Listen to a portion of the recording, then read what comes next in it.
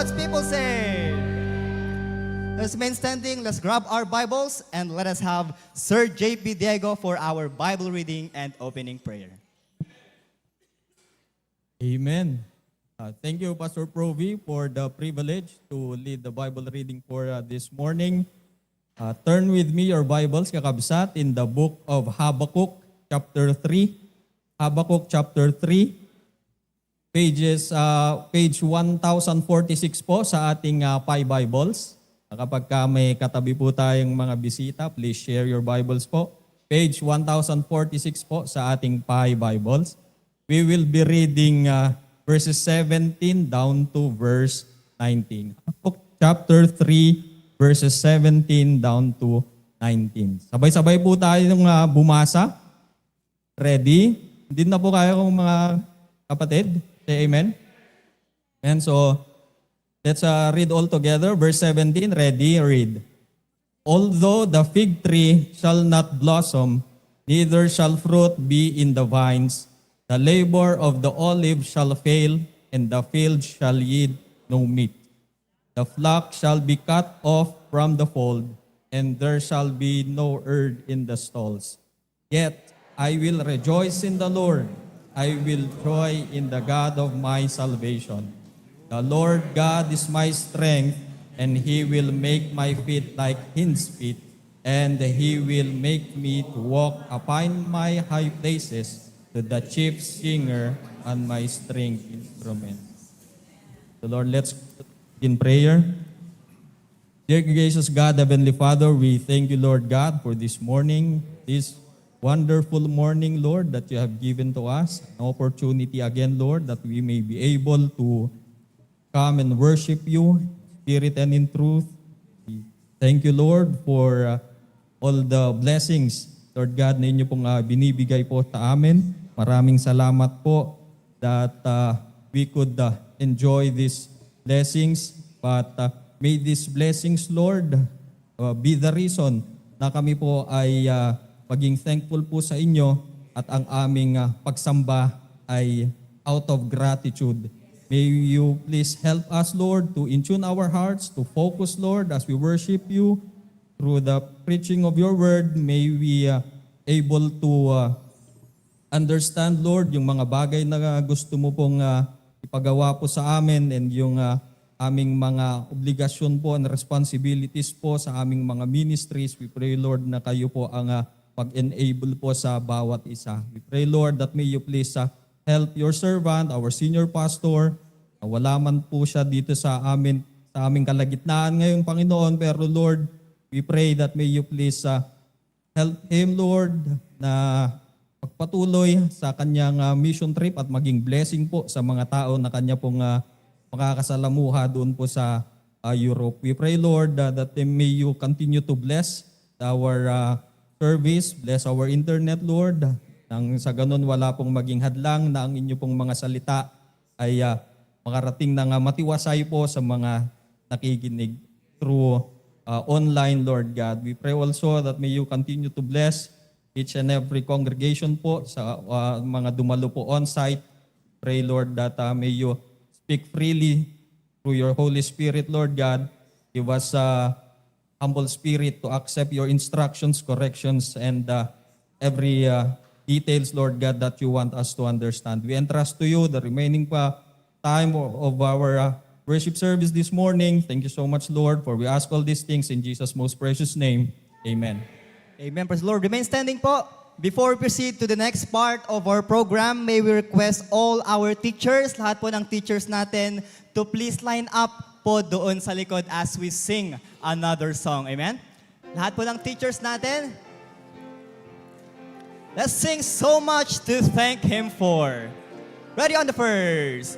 When I look around and see the good things He does for me, I know I'm unworthy of the cross.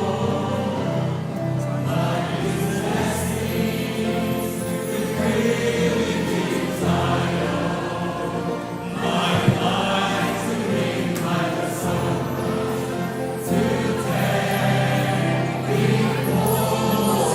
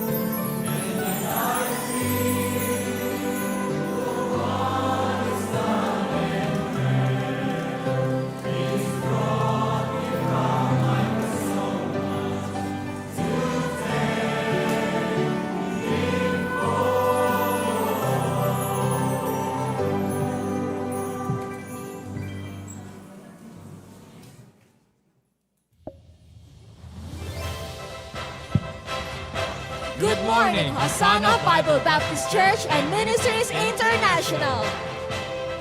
Today, we would like to recognize a very special group of people, our teachers. These are the individuals who give their time, their knowledge, and their dedication in shaping lives, molding hearts, and guiding minds toward truth and wisdom. They are more than educators. They are God's instruments, chosen to shape lives and guide us to live according to God's word. Their labor of love and their influence last for a long time. As a token of our gratitude and appreciation, we would like to present our simple gifts from our beloved senior pastor. A small reminder of our great love, respect, and gratefulness for all that you do. Once your name is called, kindly walk down the center aisle and come up on stage. And to begin with our pastors and preachers, we would like first to acknowledge our beloved senior pastor, Pastor Provi Cadiliño, 26 years in the ministry. And our dear patriarch, Pastor June Cadiliña, 44 years in the ministry. And to Sir Kevin Francia, 12 years in the ministry. May we also call Ma'am Cora Cadiliña, serving with humility and strength for 32 years in the ministry. Ma'am Kay Cadiliña, Ma'am Josie de la Cruz, faithful in the ministry for 40 years. Ma'am Yufe Madariaga, a quarter in the government service. Ma'am Ami Ramis. Ma'am Daisy Madamba, 17 years in the service. Ma'am Renely Amigo, 7 years in professional teaching. Ma'am Ermeline Ramos, Ma'am Relin Agonoy, 1 year and 2 months in professional excellence. Ma'am Jessa Aboy, Ma'am Ruth Lagadon. Ma'am Kathleen Velasco, Ma'am Kimberly Acob, 3 years and 5 months in professional teaching. Ma'am Karima Sales, 3 years in the government service. Ma'am Mayan Lesta, 19 years. Ma'am Joanna Gaspar, 3 years in the government service. Ma'am Nora Carriaga. Ma'am Alona Cadjente, Sir John Paul Kakal, 11 years in the service. Sir Jaire Asidera, 10 months in the service. Sir Carlo Agpawa. Sir Ian Asuncion. And for our Hosanna Academy teachers, we have Teacher Russell Jade Bernabe, Teacher Renzo Giovanni Afaga. Teacher Tristan Agonoy, Teacher Richard de la Cruz. Teacher Akira Banataza, Teacher Andrea Agonoy. Teacher Charis Santos, Teacher Beverly Francia. Teacher Richelle Yapitan, Teacher Angela Akawin. Teacher Regine Parico. And Teacher Blessy Aseret. And for our Sarat outreach, we have a retired teacher, Ma'am Erlinda Lianyo. For our Vintar outreach, we have Sir Ryan Duldulao, 6 years in the service. And to Ma'am Jen Duldulao, 13 years in the service. And for our Batak Paway outreach, we have Sir Jonas de la Cruz. Before we proceed with the picture taking, our senior pastor taught us that whenever we have a visiting pastor or a member of a pastor's family in our midst, we should take the opportunity to express our love and be a blessing to them. This morning, we are honored to have with us a pastor's wife, Ma'am Josie de la Cruz. As a token of our love and appreciation, may we kindly request Sir Dino to present our love gift to her.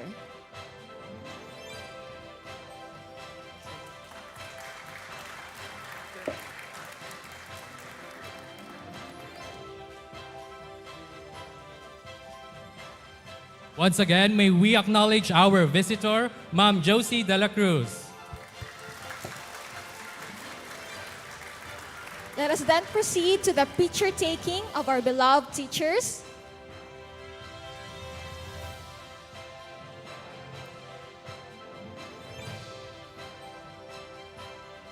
Smile po tayo.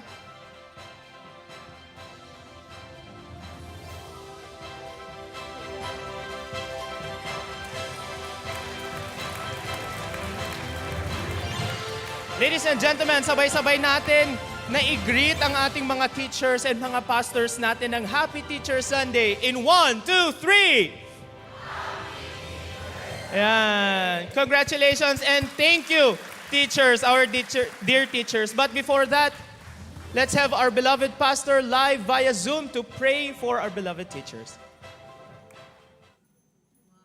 Okay, magandang umaga sa inyong lahat, mga kapatid. Greetings from Finland. It's past 20 minutes past the hour of 3 a.m. here in Finland. And Happy Teachers Day sa ating mga guro.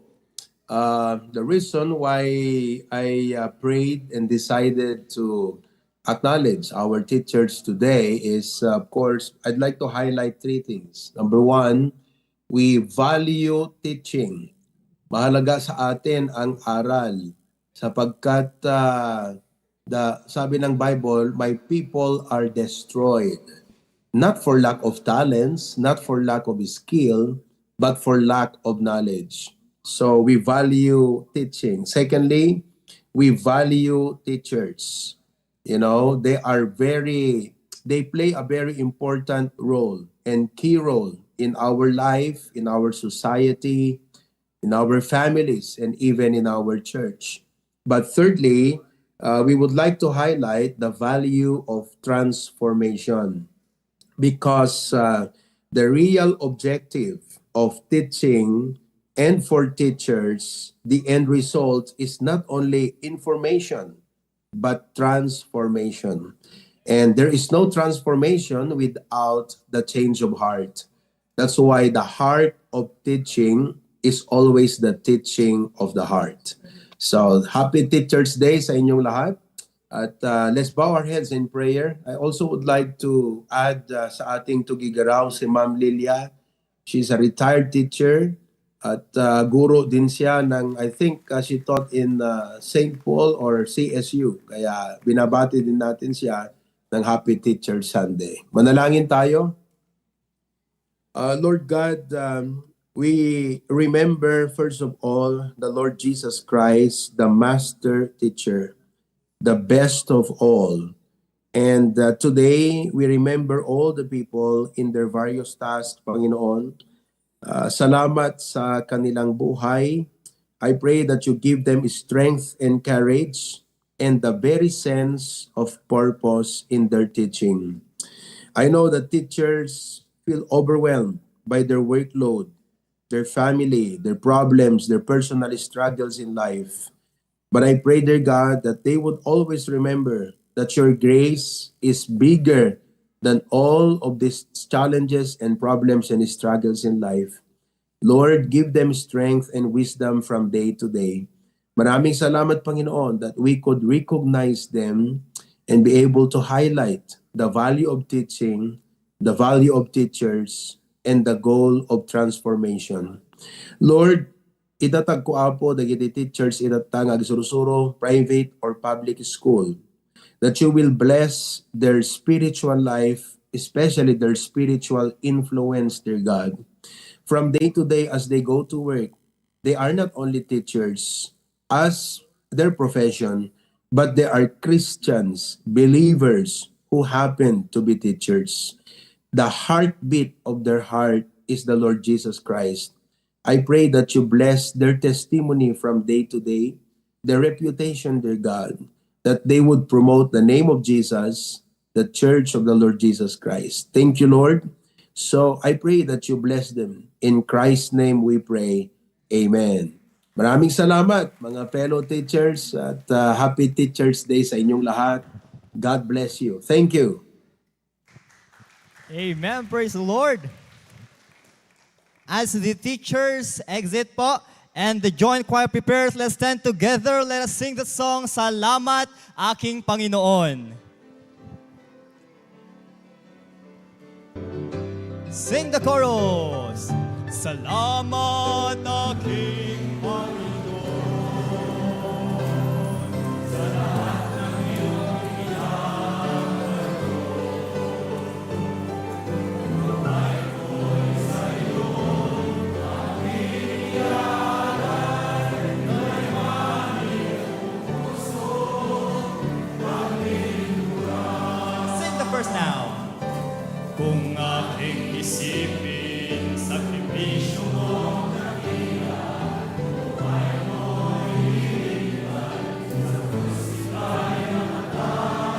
kung ika'y tinanggap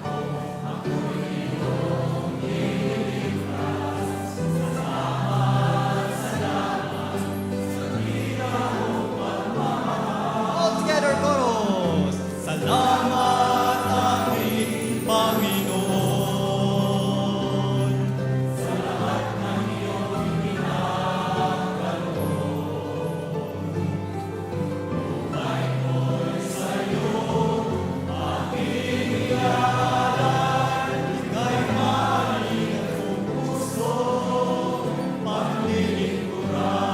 Last verse. Sa aking paglalakbay, salita mo ang aking kamay. Ako'y aking lakas, salamat ng landas. Maging sa pagsubok, ako'y iyong pinapahimay. Salamat, salamat, may pagpapalaway. Everyone, the chorus now. Salamat aking Panginoon. Sa lahat ng iyong itinakalo. Buhay ko'y sa'yo, aking alay. Kay mahalin mong puso, paglilingkuran. Ika'y mahalin, ika'y mahalin ang buong puso, paglilingkuran. Let's be seated po. God uses ordinary people, people just like you and me, who are willing to do as He commands. No act of service is too small when it's done with a willing heart. God works through those who simply choose to obey. Turning even the most ordinary person into a vessel of His extraordinary plan.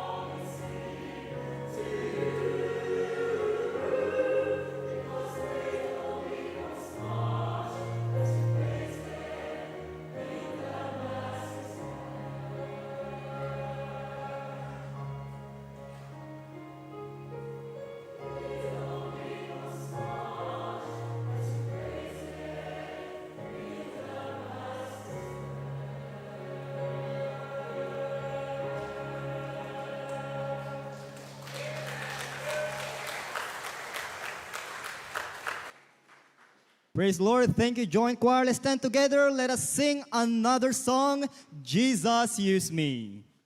Amen. Praise the Lord. Before we hear the preaching this morning, let us sing Jesus Use Me. Dear Lord, I'll be a witness if you will help my weakness. I know that I'm not worthy, Lord, of you.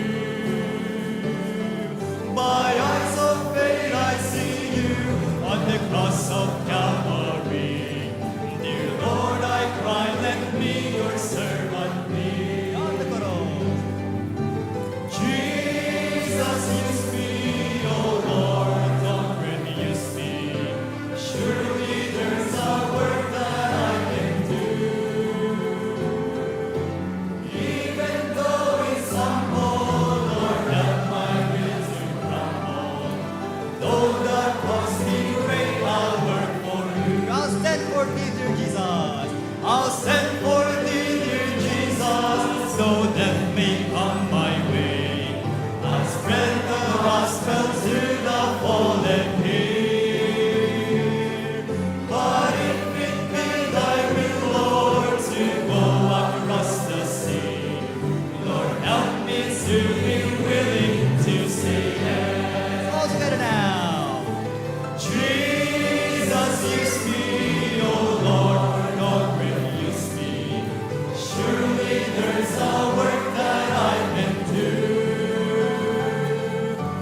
Even though it's humble, Lord, help my will to crumble. Though the cost be great, I'll work for you.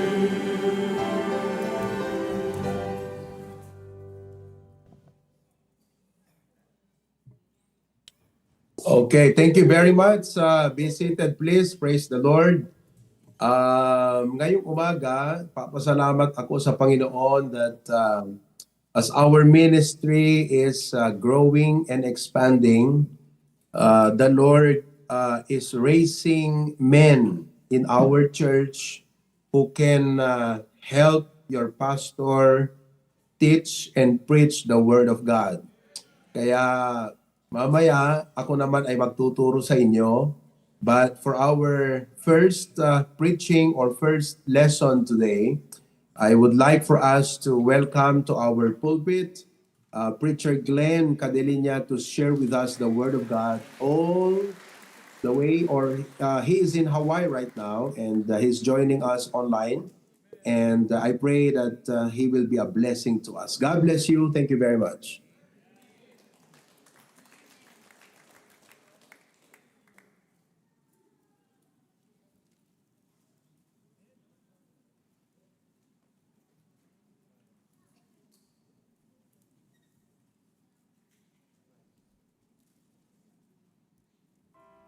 Amen. Nimbagabigat ti amin kakabsat. Good early morning to Pastor Pruvi and Mom Kay in Finland. Pasensya kayong kakabsat. First time ko takder nga kastoy. Ag-preach iti Zoom. Kang ronan ti amin, umuna pagyaman nakiti apo iti pribilehyo nga makapagtakder iti sangwanan nyo itang agundaway. Pakadwa pagyamanak ti senior pastor tayo, Pastor Pruvi, for the privilege nga inted na kanya kitata. We had the meeting yesterday. It was very sudden. Kat adada digiti banbanag nga naipalagip kanyak, kanyami ken kanyak. Kat this is a very huge opportunity for me personally. When I say a huge opportunity, pero mi nga makapanerviews kan makapadanag kakabsat, amen?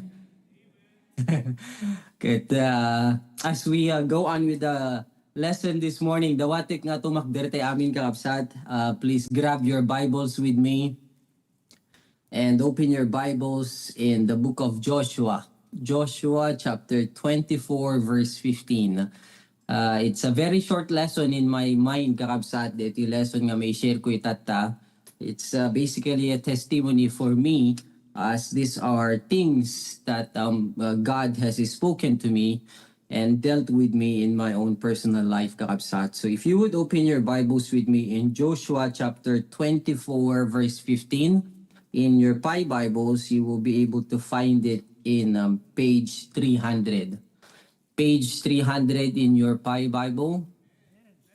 Our verse this morning is going to be found in Joshua chapter 24, verse 15. Are you there? Amen? Dakay jayin ni Kabsat? Amen? So let me read the verse to you in English. The Bible says in Joshua chapter 24, verse 15, "And if it seem evil unto you to serve the Lord, choose you this day whom you will serve, whether the gods which your fathers served that were on the other side of the flood, or the gods of the Amorites, in whose land ye dwell. But as for me and my house, we will serve the Lord." Several things I want to highlight in this verse. Chico Nana, choose you this day whom you will serve. And then the last part, as for me and my house, we will serve the Lord. Let's pray. Heavenly Father, thank you so much, O Lord, for the privilege of studying your word. Thank you so much, Lord. Tahan na kami lang nga pinarswa, han na kami lang insalakan, but Lord, each and every second of our life, you are sustaining us, you are blessing us, and you are giving us the opportunity, the privilege to flourish and make the most of this life that you have entrusted us. Lord, this morning I am just but your humble servant, O Lord God, incapable and inadequate, but agyaman na apo iti power mo, iti parabor mo, nga iso iti mang-equip kan mangisagana kanyak apo tapno maiburay ko kadigiti kakabsat.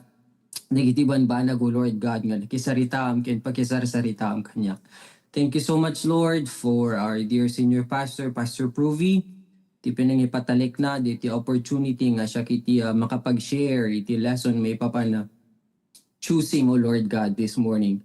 I pray continually for you to use him, ti kadana di Europe, adu nga dagasen na apo, adu nga mamit na, adu nga Bible studies, ket apo, amin digitoy, maramit para laing ken ka, ket sika kadilang apo ti may dayo ken may gloria, ket sika apo iti pagdependaran mi iti preservation, protection na, ni Pastor Provy ken ni Ma'am Kay, ken ti anointing ken power nga itud mo ken kuana, ti pinang-challenge, pinang-encourage, ken pinang-share na ti gospel kadigiti tataw mamit na. Lord, at this moment, we have folks everywhere around the world joining us in our main service in Bacara.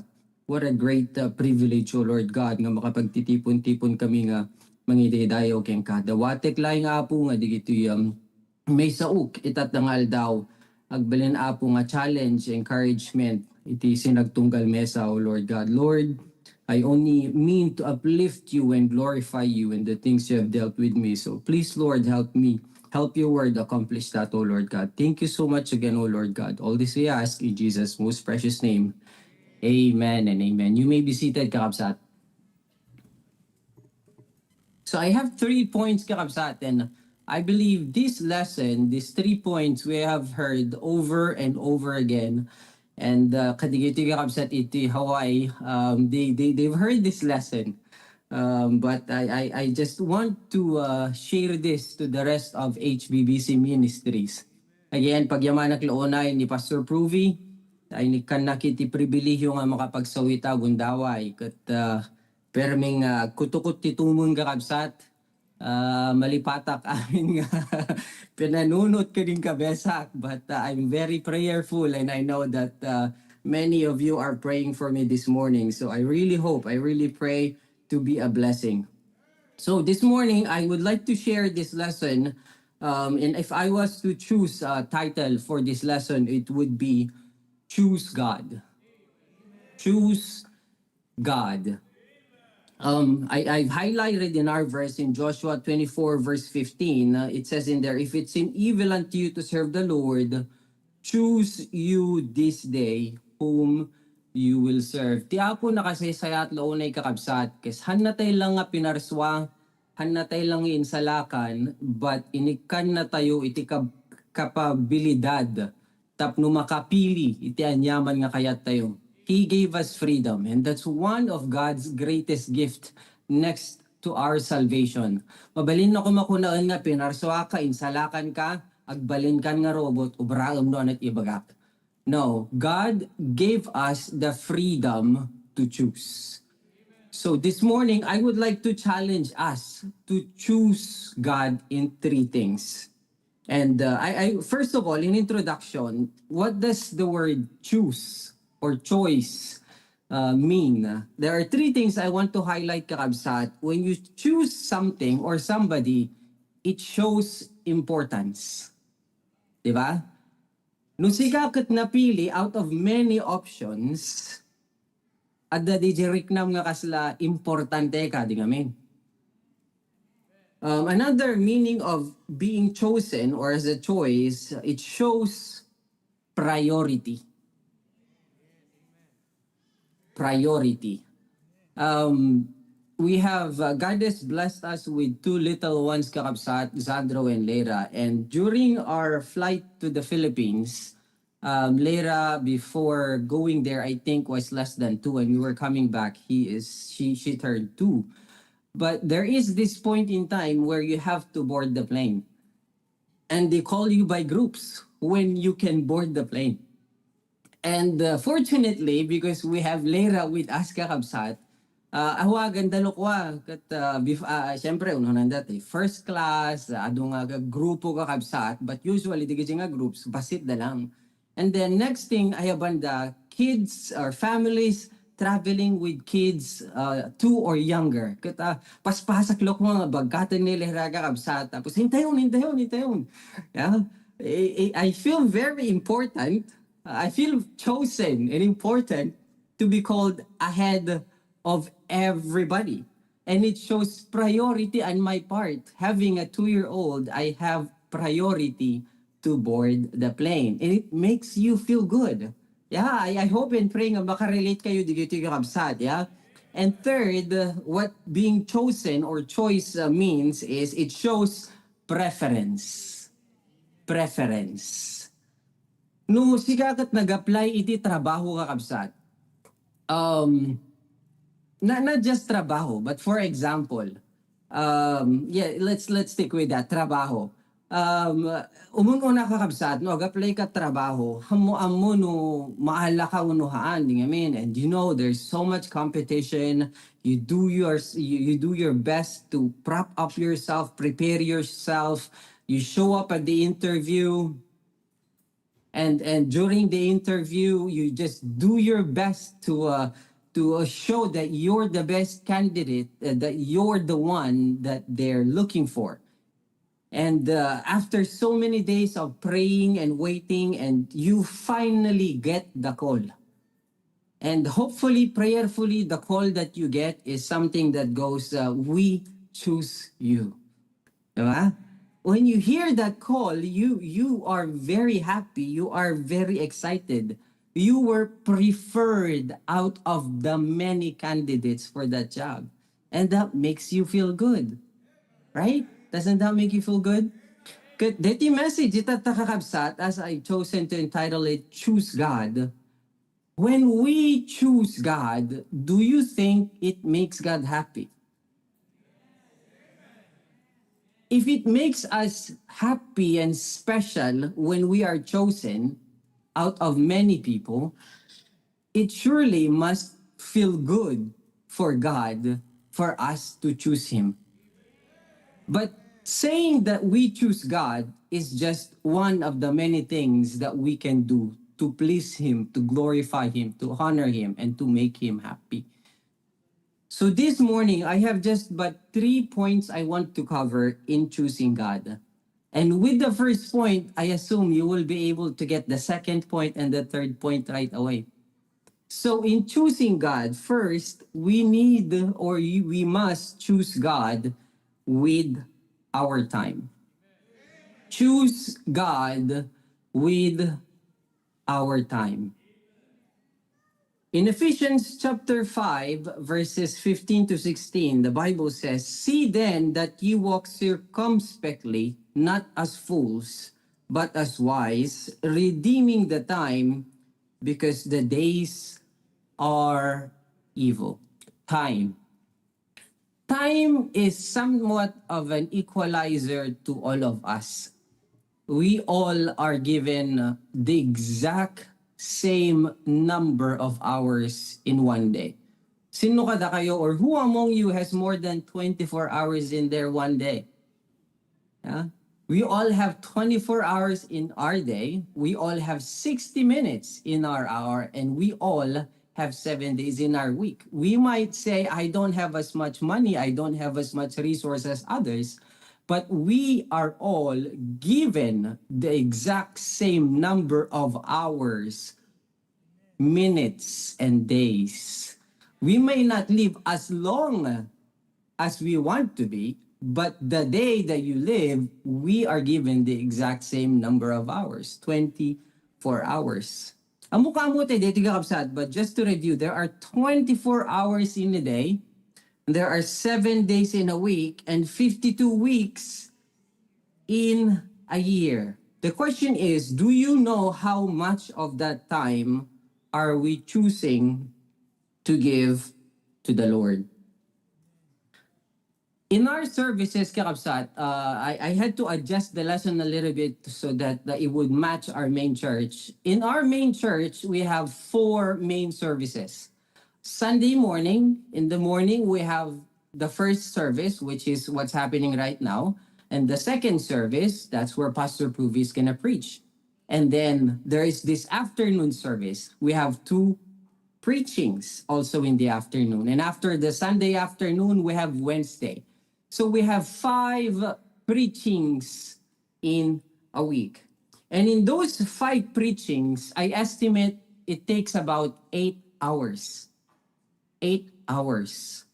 So my estimation is that 3 hours in Sunday morning, 3 hours in Sunday afternoon, and 2 hours on Wednesdays. So if you're attending each of those services, you are putting in 8 hours just to attend our services. 8 hours. Doesn't that seem a lot? Kasla adu kakabsat, di ngamin 8 hours. But if you look at it, if you are a working person, you work for each day 8 hours. I don't work 8 hours. I work 12 hours. And I praise and thank God for that because I have to, I go to work less than others. So if you work 8 hours in a day, you have to report to work 5 days a week, right?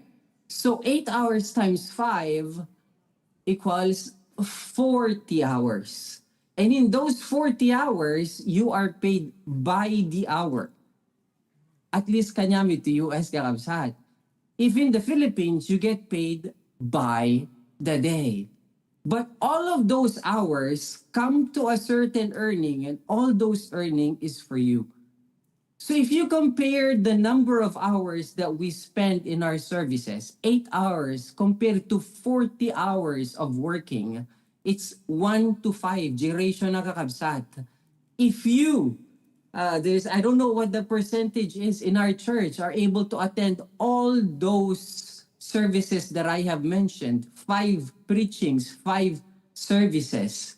If you are putting in those 8 hours, that is just but 1 out of 5 compared to work hours. That doesn't even include our days off, kakabsat. If you work 5 days a week, then you have 2 days off, Saturdays and Sundays. And sometimes we claim, oh, I'm so tired. Saturday is for myself, and Sunday I need to relax. I praise and thank God, one of the preachings that Pastor Provi recently reminded me, that Saturday and Sunday, because we don't work sometimes, we look at it as a rest day and preparatory day for the upcoming work week. But in his message, in his lesson, I was reminded that it's the wrong perspective. It's the wrong way to look at it. It's not the weekend that prepares you for the week. It's the week that should be preparing you for the weekend. Because what is more important is the Sunday. It's not Monday, Tuesday, Wednesday, Thursday, and Friday because you work are more important than your Sunday for the Lord. That even if you work so hard, you're tired and exhausted in those 5 days are not a reason for you to relax and take it easy on the weekend. Those 5 days should be used to prepare you for the upcoming Sunday. Are we choosing to look at it that way?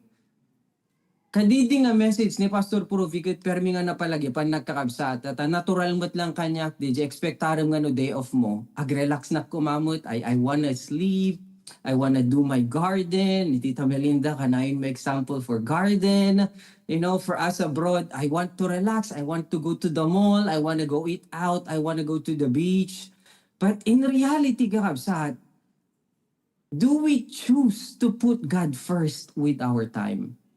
We have to put priority for God. And I'm not just talking about our services. I also want to include our prayer time, our devotion time.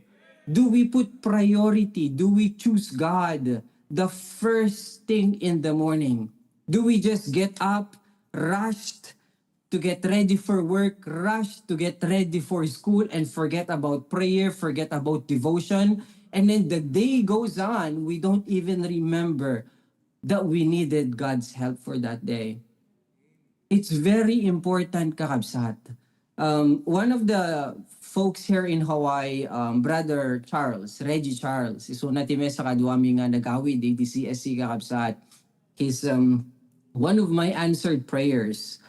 He's one of the people that God has entrusted me to show the right path. And one of the things that I showed to him, I explained to him that made a difference in my life is when I wake up in the morning, you acknowledge the reason why you're able to wake up, and that is God. But acknowledging God is not enough. You first need to seek God's direction for that day before you do anything else. So I shared with him, Charles, you have to grab your Bible, you have to grab your devotional guide, and you need to read the word because you don't know what's ahead, but God knows. God has prepared it for you. And for you to be prepared for that, you need to read his word because you don't know how much God has prepared for you. So reading that word basically prepares you what you're about to face. Pagyaman na klonit apo kakabsat, because each and every Sunday after the service here, we have groups, we have reflection time, and I'm always very blessed whenever I ask him, how about you, Charles? Can you share with us what your testimony is? And he always talks about that. I praise and thank God that Preacher Glenn shared with me the importance of prayer, importance of devotion. Many times I go to work, people go crazy, we're so busy, people don't behave right, they say the worst and rudest thing, but my heart, my mind, I'm not bothered because God has already prepared me through my devotion. See, kakabsat, when you choose God first thing in your day, God prepares you for what's to come. So let's choose God in our day. Amen? Let's choose God in our week. Let's choose God in our time. One thing I wanted to highlight in here, Kakabsat, is I know that we have Zoom. Here, for us in Hawaii, we have Zoom on our Wednesdays. Some folks are not able to come join us in the sanctuary. They do their best, but sometimes they're not able to. So they join us on Zoom on Sundays. But on Wednesdays, Kakabsat, I want to, not to uplift individuals, but I just want to share with you, you know, the difference of being there in the Philippines and here in Hawaii is in the Philippines, for example, if you want to go somewhere, just a block or 2 blocks, agsada ka la tricycle, di ngamin. Manong, magayab ka lang. Yeah? Jadi mesa nga impression ti taong agawid from here lo kano da duma o may dita nagsadot kayo nagasidig lang nag-tricycle kayo ba but sometimes kanya yung the Filipinas kakabsat you don't get to appreciate that convenience that if you want to go to church on a Wednesday or on a Sunday all you gotta do is raise your arm and call on a tricycle, right? For us here, many of us don't have our own personal vehicle, and we don't have tricycles. Yeah? So some of our folks don't live near the church. They live in Honolulu, where the church is in Waipahu. And despite residing a little bit far from the church, they choose to come to church not just on Sundays, but even on Wednesdays. Some of them they wake up at 3 or 4 in the morning to do their prayer devotion, prepare their meal. They catch the bus to go to work. They're standing 8 hours, sometimes nonstop working for 8 hours. And when it's almost time for them to leave work, they don't rush home. They're mindful, they're thinking, I need to get to church. And when they finish work, it's usually rush hour, 3 o'clock, 4 o'clock. That's when everybody's on the road. So the usual typical 40-minute or 50-minute travel time by bus, or however many rides there are from their workplace to the church, doubles to like 2 hours. So imagine that, Karabsat. You wake up at 3 or 4 in the morning, get ready for work for 8 hours, and instead of you going home to rest after a very busy, tiring day, they choose to travel 2 hours just to get to prayer meeting. Some of us don't look at prayer meeting as significant as Sunday worship service. You know, prayer meeting is as important as Sunday service. Nabanbanog, dalo ka kakabsat, no daduma mabisbisin ang dapay. But I praise and thank God there's a family that's always feeding us dinner here. So we can't tell them, rest up because you're in church. You gotta be awake. You gotta be praying with us. You gotta be listening to the word with us. But I can assure you at the end of it, at least, you don't have to worry about dinner. Ada libre ang makan. Adapay sinamit na. Amen? Well, my point in here is that it doesn't matter how tired, how exhausted you are. Choose God, even in the middle of the week. Bring yourself to church. Drag yourself to church if you have to. It's very important to God that we show up in church on Wednesday. Wednesday is as important as Sunday. Kanayon ni emphasis ni Pastor Kakabsat na kasaysaya at launay tiapo inaldaw-aldaw no i-provide nat pagkasapulan tayo ket DJ Miyerkules. The farther you are away from the church, the farther you are away from the Lord, the harder for you to be back in church. So do your best to recharge, recuperate your spiritual strength by dragging yourself to church on a Wednesday. Amen? Amen. Point number 2, nakatidog, aklaunin kakabsat. Choose God not just with your time. Number 2, choose God with your talent. In Matthew chapter 25, verses 14 to 30, I'm not gonna read the whole chapter, kakabsat, but I want to highlight this story. It's a story about a master, a rich man, entrusting his wealth to his servants.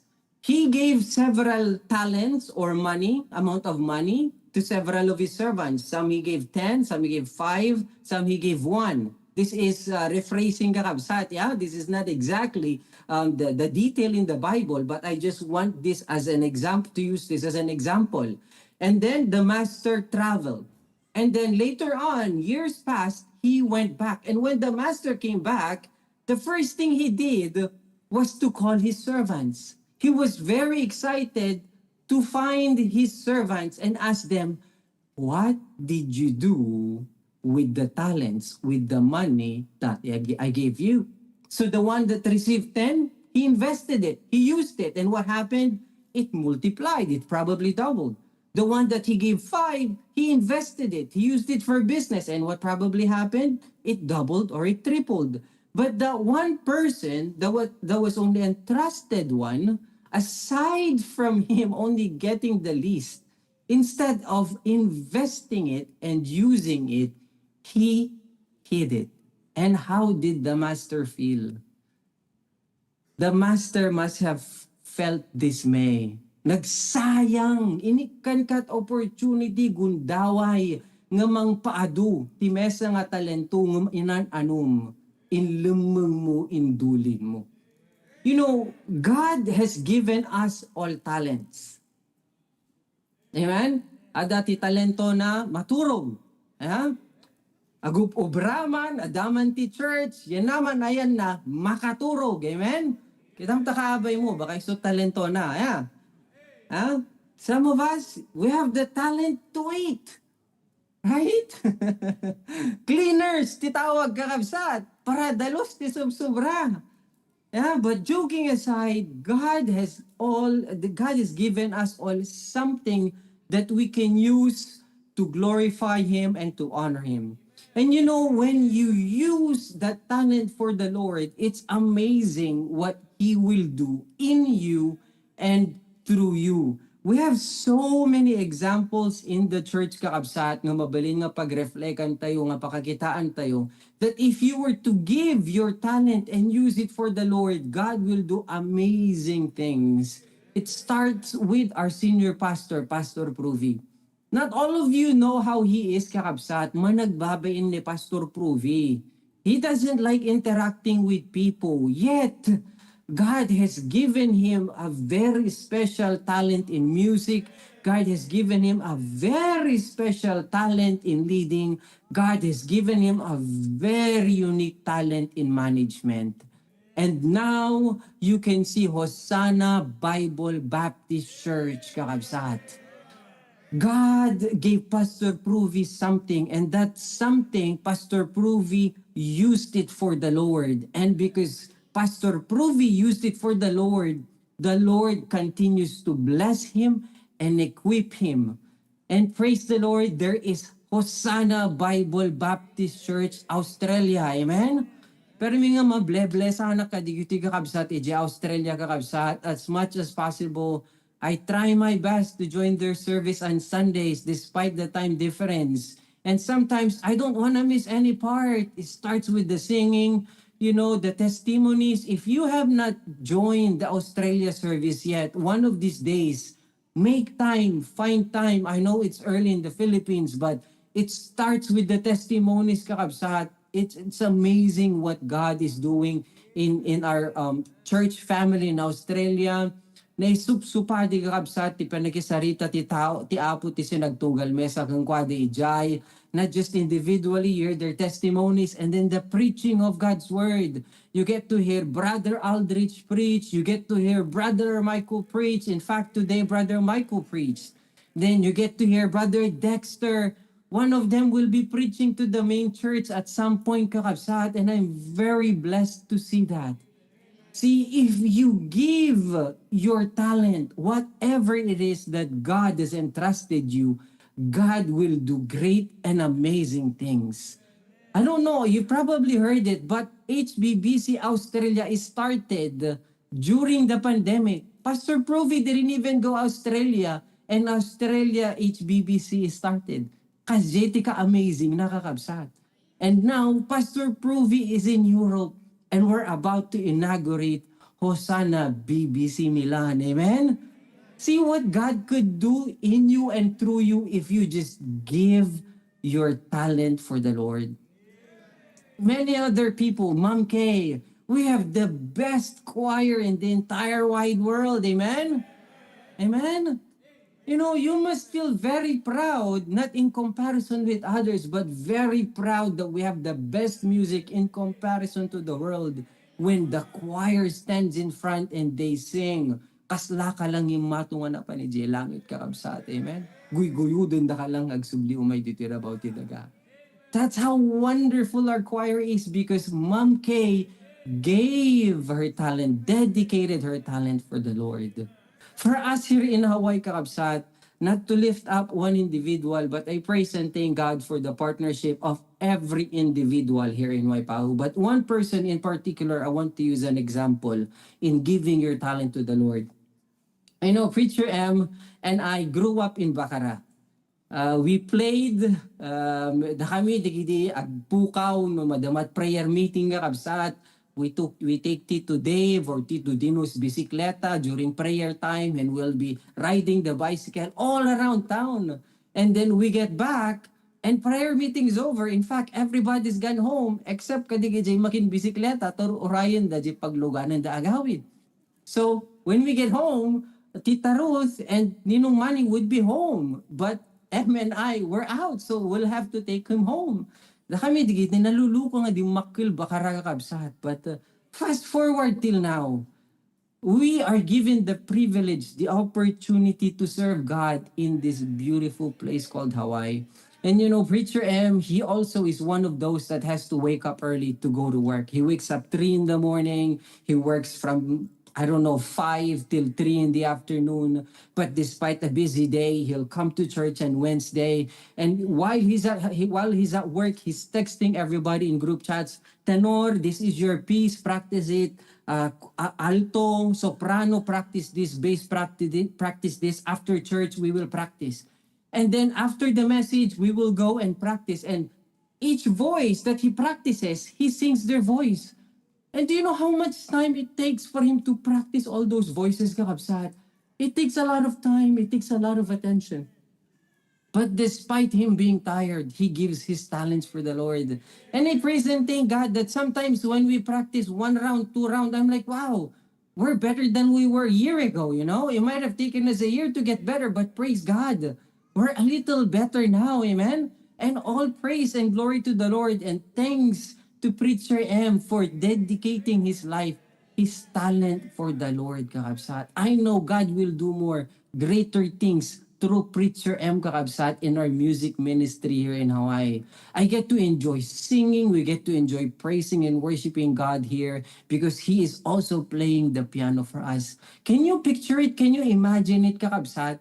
Or have you had a time where you sing hymnals without piano accompaniment? All you hear are voices. I mean, itabakara kakabsat na gadu kayo. It's a beautiful thing to hear. But let's say in comparison, EJ Dingras kakabsat, pasbasit na lang. And they sing, and there's no accompaniment, guitar man or piano. It doesn't matter your heart.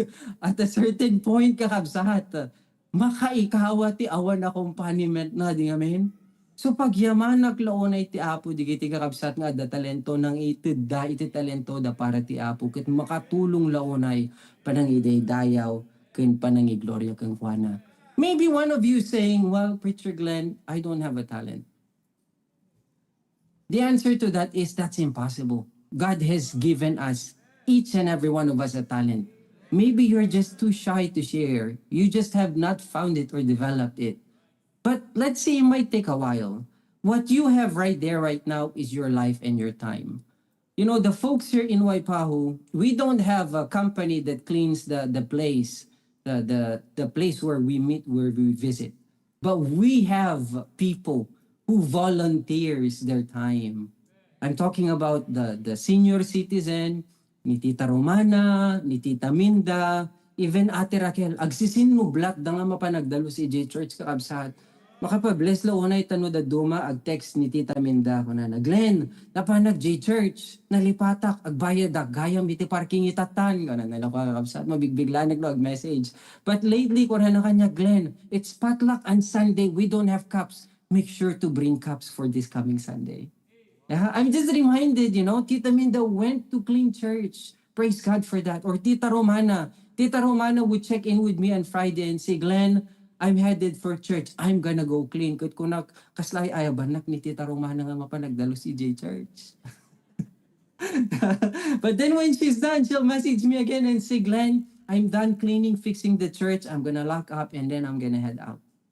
And sometimes Ate Raquel would message me and say, Glenn, ading ko, I'm gonna go to church, I'm gonna go clean up. And afterwards, I'm gonna have my discipleship with Diana and her cousins. I hope that they would come to the sanctuary so that I could even show them how to clean.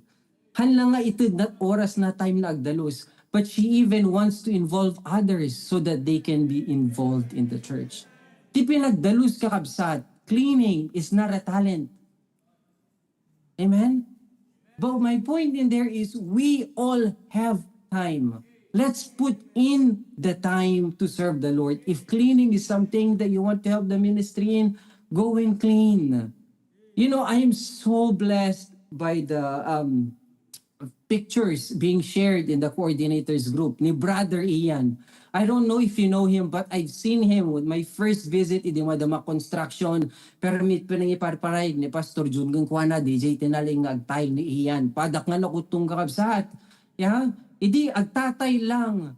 Recently, the past few weeks, I get to see his pictures. He's the one leading the Bible study kakabsat. Hanlang nga karpentero, isuna pa iti mangililid ti Bible study. I know he must be flustered, he must be shy, mabain, mabutong and all. But I know the Holy Spirit is telling him, hey, you are being blessed by the Lord. The Lord spoke to you on Wednesday. The Lord spoke to you on Sunday. You were blessed. How about you be a blessing to your coworkers? So before they start their work on Monday, he stands up, he holds his Bible, agtigtigargar siguro kakabsat, yeah? He has his steady hands when he puts the titles, but when he holds the Bible, he must be shaking. But despite that, he's able to share the Word of God. Amen?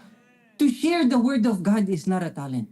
You just need to be willing to share. Amen? So let us be willing to share not just our time, not just our talent. Lastly, number 3, and this is our favorite at HBBC. Amen? Let's choose God with our treasures. Choose God with our treasures. There are so many references when it comes to choosing God with our treasures in the Bible, but I choose Mark 12:41 to 44 for a certain reason. In the Bible, it says, Mark 12:41 to 44, and Jesus sat over against the treasury and beheld how the people cast money into the treasury. And many that were rich cast in much. And there came a certain poor widow, and she threw in 2 mites, which make a farthing. And he called unto him his disciples, and saith unto them, verily I say unto you, that this poor widow had cast more in than all they which have cast into the treasury. For all they did cast in of their abundance, but she of her want did cast in all that she had, even all her living. I choose this verse to cover this topic, kakabsat, choosing God with our treasures, because not all of us are in the same financial standing. Some are entrusted more than others. Some don't even realize they have so much because they already have so much, di ba? We are faced with so many what do you call this, issues. Our government in the Philippines, facing so much issues, kakabsat, so much corruption. The sky is the limit when it comes to it. But it's just amazing how corrupt one's heart and mind could be. But my point in here is that whatever financial state you're in, whether you are in over-sufficiency, sufficient, adequate, a little inadequate, or little, addaan ka man wano basit adagang ka, amin tayo, adaim patalog iti apo. Amen? The point in here is, however much God has entrusted you, steward it properly. Choose God first. Choose to give what's right and proper to God first. Naamok nga nang nanggaganti amin dito yun kakabsat. Growing up, Pastor June, Ma'am Cora would give us our allowance, 5, 10 pesos. It should only be enough for us to ride the tricycle to go to school and then back. But they give us the option. So you can either ride the tricycle, use this, or you can ride the tricycle, go to work, to school, spend $5 for your merienda, and then walk home. The other part of that is, that's all the allowance they give us, kakabsat.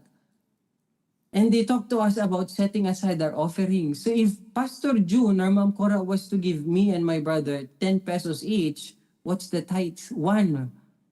So really, they didn't give us a choose to whether ride the tricycle to and from school. We can only ride the tricycle either one way. Because 1 less 10 equals 9. And 1 ride on a tricycle is 5. So if you set aside your 1 peso kakabsat, hanggang umanay, round trip, only one way. Yeah? But even at a young age, Pastor Jun, Ma'am Cora emphasized to us the importance of setting aside what is for the Lord. With the little thing, I don't even know what 5 or 10 pesos can buy nowadays. Hangkapay makagatang itiko, hangkapay makagatang tichipi, siguro itat 25 or 10 pesos. But even at a young age, with that little amount that God was entrusting me, God showed me through my parents how to steward, how to choose God first. You know, back in those days, it didn't make sense to me. It didn't make sense to me. I heard it multiple times from Pastor June. I've heard it multiple times from many of our members testifying how God's been good to them and whatever God gave them, He gives their tithes. I understood. It made sense in here. But in here, in my heart, it really didn't click kakabsat. Yeah, I saw Tito Dino, I heard Tito Dino, I saw Tita Beng, I heard Tita Beng, I've seen their testimonies, Tita Mel, the many folks in the church while I was there. I understood the point, but it really didn't happen in my heart until I came to Hawaii, Kakabsat. Praise God for the education. Education meaning the information that Pastor June has taught me through the years. That when I started working, I realized how hard it was to work. You know, the first time I worked, it was very hard that they told me, when you wake up in the morning, you're gonna wanna call out sick because you will barely be able to pull your blanket up when you go to sleep tonight. And I was laughing and I said, no, I'm young, I'm strong, I can manage. But at the end of my first day, kakabsat, I barely made it home because I was so tired. And they were right. I woke up the next day with my alarm. I can hear my alarm, but I can't even raise my arm up to turn off my alarm. But because I have to work, I had to force myself to get up. And God taught me how difficult it is to make a living, to earn money. And also, what's more important is this: God showed me how much He enabled me and how much He sustains me each and every waking day. So when I earned my first paycheck, kakabsat, I was very mindful of the education that Pastor June taught me. That now, what was in here is starting to migrate into here, my heart. So I gave my tithes, I gave my offering. And from that first job, despite how little I earned in that very hard job, kakabsat, I made a promise that, Lord, whatever you entrust me, I will give my tithes and I will give my offering. And it started there, kakabsat. I worked as a houseman, housekeeper, that was tough. I work as a room service. I get to connect with people. And then I became a secretary. And as I was office secretary, God gave me the chance to go to school. And as I went to school, God enabled me to graduate. God allowed me to pass my NCLEX. And then God allowed me to transfer to a hospital. God showed me again humility. Hey, maybe you are too proud of yourself that when you make an earning, you won't be able to fulfill your promise. So God put me in a lower position in a hospital. But after a year, God allowed me to work as a nurse. And with the many things that God has entrusted me, kakabsat, nakam amazing iti apo. When the pandemic came, wow, it was a challenge for everybody. It was a challenge not just for you in the Philippines, but for us here in the US, but everywhere around the globe. But despite the testings, despite the challenges, God was so good. In fact, His blessings were overflowing, kakabsat. The government was giving away money. Money that not everybody really needed. Well, at least for my sake, because I work in the hospital, people are getting sick, whether there be work or not, right? Whether there's a pandemic or not, there's work for me because I work in the hospital. So I was earning. Duray awan trabaho ti adunga tattao, but the government was so nice that they were giving away free money. And I said, Lord, I don't need this, but your ministry needs it. And I shared that testimony with our folks here in Waipahu. And the folks here in Waipahu saw what I saw, that, Lord, you have a big plan, you have a purpose for this resource. Let's use it for the ministry. And praise God, God used it for the ministry. Kat since then, kakabsat na God, adong nakadakdakkel ti pataluk ti Apo ti Hosanna BBC. And us here in HBBC Waipahu, we have proved that it's not about how much we gain. It's not about how much we accumulate. but the joy comes from giving. You know, there's not a time when Pastor Pruvi preaches and shares something. He doesn't even challenge. He doesn't even share the challenge. But at the end of the service, there will come a brother or sister and says, Brother Glenn, DJ baga ni Pastor, I'm committing this. Kitsak piti mo, bainan lokohan ka kabsat at agko-coordinate audio video kat na hangko nangag. Ay, okay sis, kung naglata na ta, hangko nangag DJ baga ni Pastor, iso dabi mangipalagip kanya akong kakabsat. But you can see, kakabsat, nakaragragsak di kiti kakabsat ito'y. Not everybody here has a good job. Not everybody has a high-paying job. In fact, one of the fallacies kanya tayo dita Pilipinas kit ngano dakad ti Amerika kit na pinpintas biyag mo at a dolyar ti iti kit kita amon. Yeah?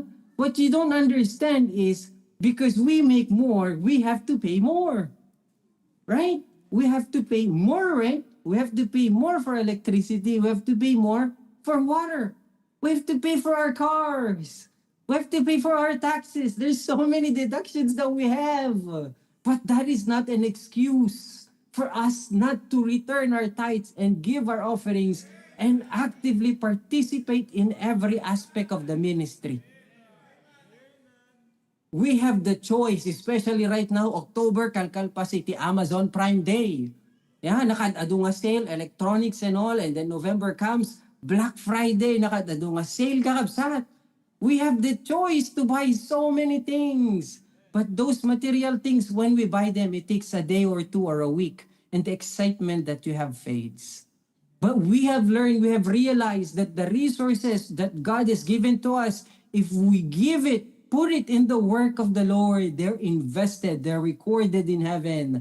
The smile, the joy of seeing people get saved, the fellowship, when we saw everybody in CSC, they're priceless, kakabsat. And now the excitement of hearing Pastor Pruvi reaching out people is starting in Finland. He shared with us last night, there is not a Bible Baptist church in Rovaniemi, Finland. Baka dame sa kanya yung awagan ti Apo mapan agpastor ijay kakabsat. Amen? Agpakamukay lang ta suportahan da kayo ikararag da kayo nga mapan ijay Rovaniemi, Finland. Amen? Baka nyo pa nang tinagay na di nga lugar duray siya kakabsat.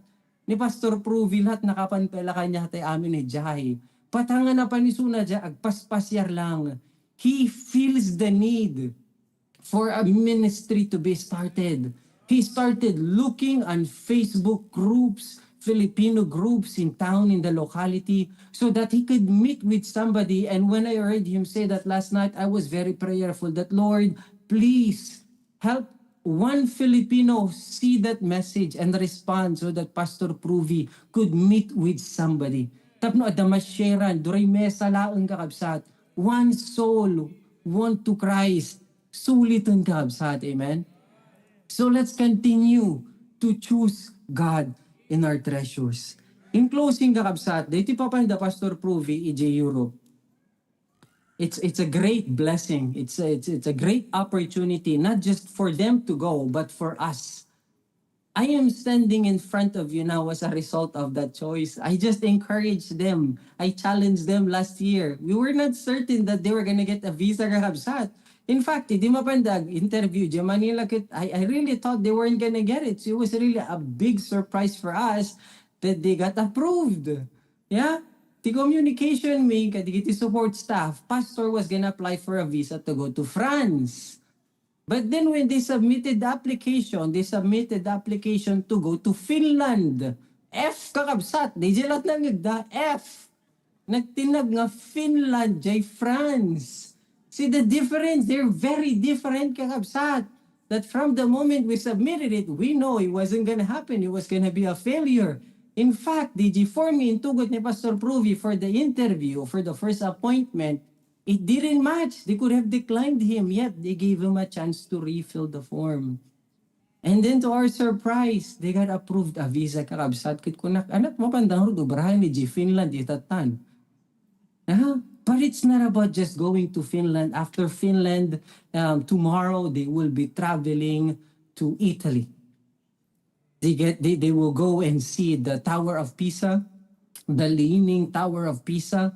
You know, it's one thing to explain and illustrate the tower leaning and the mistake that caused it. It's another to explain from personal experience, seeing it, kakabsat.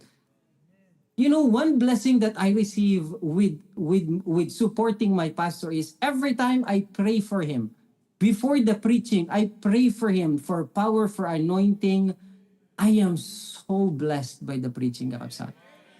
So I don't just pray for him. I give for mission work, kakabsat. I believe that us being able to send pastor to Europe will open his mind, open his heart to big, greater, amazing things that when he comes home, the messages, the preaching, his leadership will change so much that it will not just benefit one person, two people, one family. It will benefit all of us. I am personally being blessed already, kakabsat. Amuyo ti ko na testimony na dirabi. Our folks here in Waipahu, they're very mindful, kakabsat. Nag-commit kami individual per family to support our pastor, not just for the cost of going, but for allowance as well. Ni-share na dirabi, kanya may group me. I will close you with this, kakabsat. Kuna na, 1 or 2 weeks before da nga tumayab, nag-training da. And I thought, well, who trains before they go on a trip? But his training, he explained, he and Mom Kay trained their body so that they will only require 1 meal a day. And I thought, oh, that's very nice, ag diet da. And then he explained to us the reason why. It is sumangpad that Helsinki, kakabsat, because I shared with them, do your best to explore and experience local things. So if there's food that you can only eat in there, go and try it. So the first thing they saw was salmon soup. And so they went and ordered one, and they saw the price, 14 euro. 14 euro is more than 16 or 17 US. And they thought, oh, that's very expensive. So Pastor Puvi said, let's just have one bowl and share together with Mom Kay. So nagbingayan da kakabsat. 15 US dollars, one bowl, tapno lang maramananda. Kat kunanan, that was our meal for that day. But on our way back to our lodging, we saw a buffet. And then we went to the buffet, it cost $15. We thought, that $14 soup was so little, nagbingayan tatuno bigat, in tantulat ag buffet. They have made it a point that they only eat 1 meal a day, kakabsat. Hanga because ag day diet da, because masayangan da. Imagine $15 for 1 meal, kakabsat. And if you were to eat 3 times a day, 15 times 3, that's $45. Duwada, $90. Ang tinag na 5,000 ti pang inaldawan da kakabsat para laang ti pinanganda. So kunana, 2 weeks before kami imay na antisiparakon, we trained our body so that we just have 1 heavy meal in the day and then the rest agmer-merienda kam lang. Imagine that, kakabsat. I know many of us might not understand. Apin na Europe da pastor, apin na bandag pa siya rejay, nakadada yun, nakangingina, anat maginda. You know, I don't know how to explain it to you. But for me, I was very prayerful and I was very excited when he got approved the visa. Idinapan kami, EJ, the last year, we get to meet Tito, alipahat ako, the Tita Ditas and Tito Herminio. Wow! What a blessing to meet them. And I prayed, Lord, ipalubos mo ka di nga makapagsubli ni Pastor John. Ito ikot na nga makasubli ni Pastor John. Palubos mo nga ni Pastor Pruvi, mabisita na isuda. And this is the answer to my prayer. Hanlaan nga makapanagbisita ni Pastor Pruvi, pat mapan na pa in-inaugurate iti Hosanna BBC Milan. You know, us here in Hawaii, personally, myself, my wife, my family, we support our pastor. We support him going to wherever the Lord leads him. I praise and thank God that when I shared to our church family here in Waipahu, I shared with them, kakabsat, God has positioned us in Hawaii, not for us to make money, to earn money, to make something out of ourselves, but God has positioned us to support the ministry and to support Pastor Pruvi. So I raise that whenever Pastor has an international trip, HBBC Waipahu will cover all the costs. And everybody shouted amen, kakabsat. We know that it's not about the cost, it's not about what we have given. It's not about us choosing what we give. But I am very excited that the Lord will give me 100 times, 1,000 times more than what He has entrusted for me to give back to Him. So this afternoon, kakabsat, I challenge you, choose God. Choose God with your time. Choose God with your talent. And lastly, choose God with your treasure. Whether you have a lot or you have a little, choose God. That little thing that you see, God will multiply, God will enlarge, and God will use. You'll be amazed how much God will bless you. Thank you so much, Pastor Pruvi. Thank you so much, church, for listening. Let's pray. Lord, Heavenly Father, thank you so much, Apo, ti pribilihiyo ngayon pa ay mo kanya ka maki-share ti challenge ka digito'y kakabsat. Thank you so much, Lord, for showing me, teaching me that, Lord, despite creating me, despite saving me, you gave me the freedom to choose. And Lord, thank you so much for educating me through your servant that I need personally to choose you with my time, with my talent, and with my treasure. I own nothing of this, O Lord God. So when I give it back to you, Lord, you give me back way more and more. And Lord God, despite the many things you have entrusted me, the ministry, HBBC, Lord, joy doesn't come from accumulating. Joy comes from getting saved, seeing souls getting saved, seeing people growing and serving you, O Lord God. So please, Lord, help us to choose you always. Lord, I pray for your servant, Pastor Pruvi, as he will be preaching your word. Tika dana ije Europe, Apo, ije Finland, preserbahin, proteheram, ti salunat na. Isuna ni Ma'am Kay, digiti adu nga travels da, pinagdagas-dagas da, tataw nga makamit da. Isaganam ka di isuna, kinisaganam digiti tataw makamit da. Thank you again, O Lord God. All this I ask in Jesus' most precious name. Amen and amen. Thank you so much, Pastor and Church.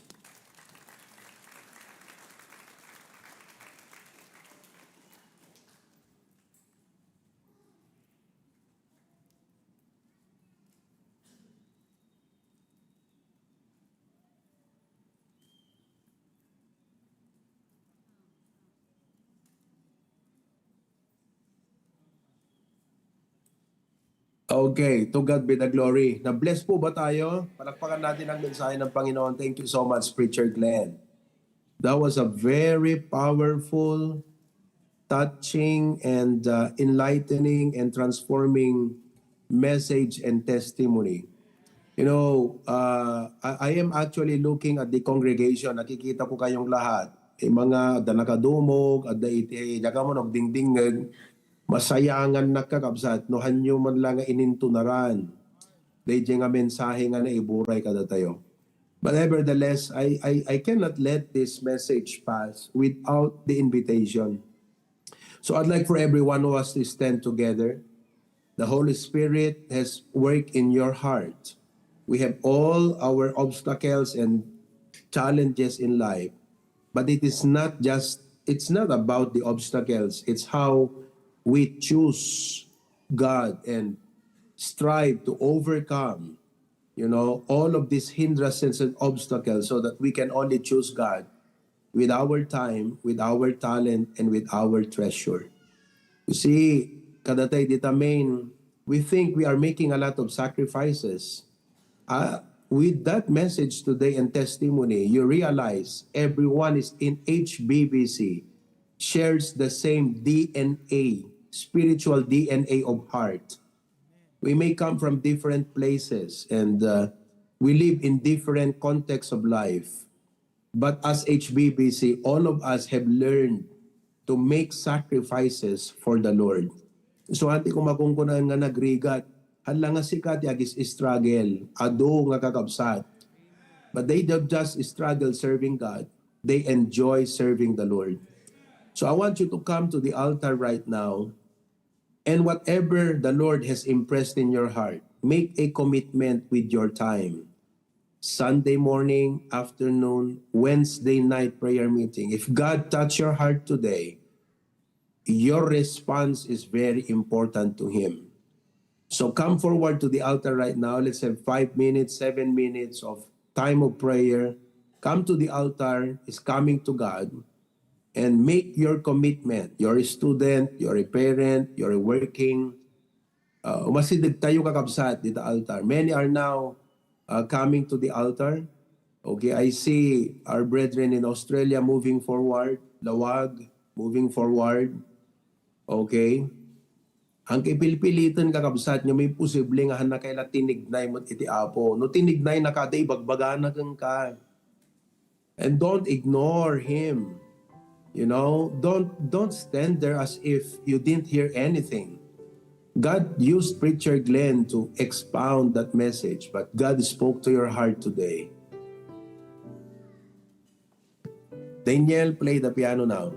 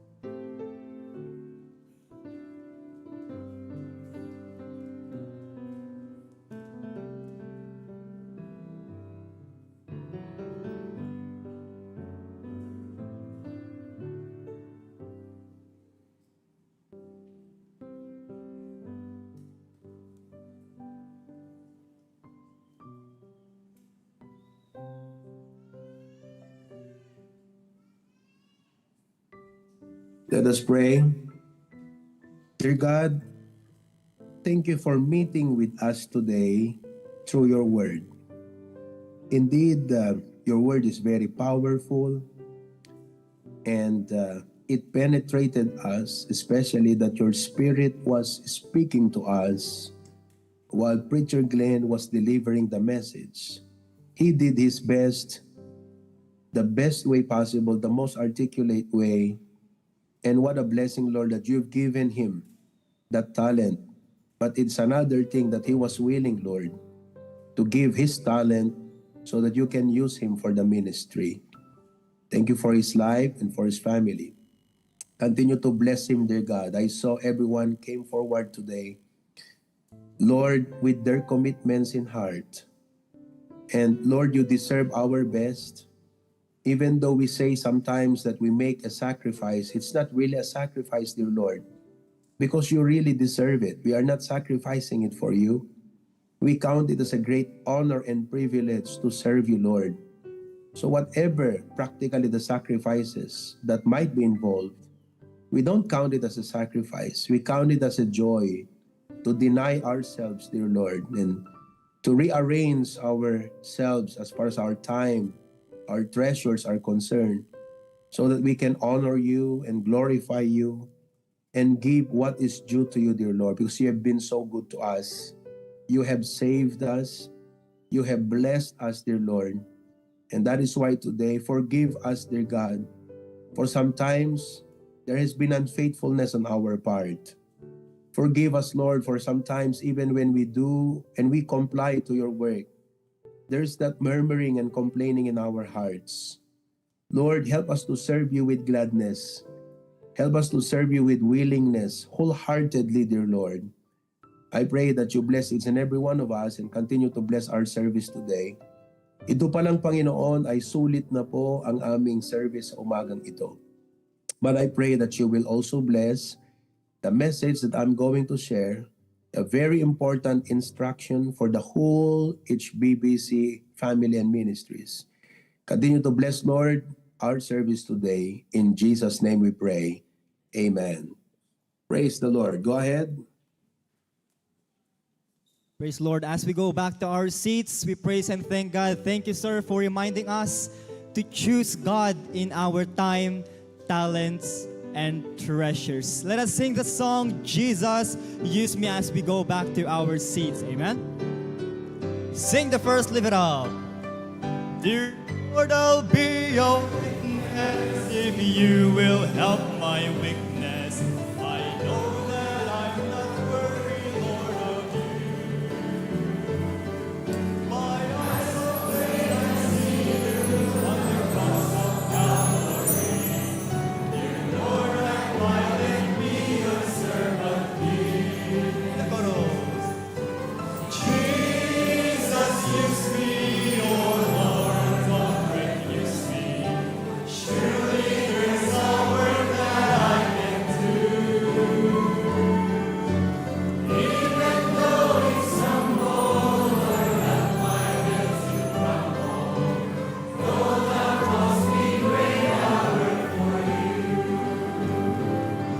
He's the lily of the valley, the bright and morning star. He's the fairest of 10,000 to my soul. He's the beautiful rose of Sharon. He's all the world to me. But best of all, He is my coming King. Jesus, use me, oh Lord, don't refuse me. Surely there's a work that I can do. Even though it's humble, Lord, help my will to crumble. Though that must be great, I'll work for you. Sing the last verse. I stand for thee, dear Jesus, don't let me on my way. I spread the gospel to the fallen King. But if it be thy will, Lord, to go across the sea, Lord, help me to be willing to say yes. Amen. On the cross. Jesus, use me, oh Lord, don't refuse me. Surely there's a work that I can do. Even though it's humble, Lord, help my will to crumble. Though that must be great, I'll work for you. Let's all be seated, po.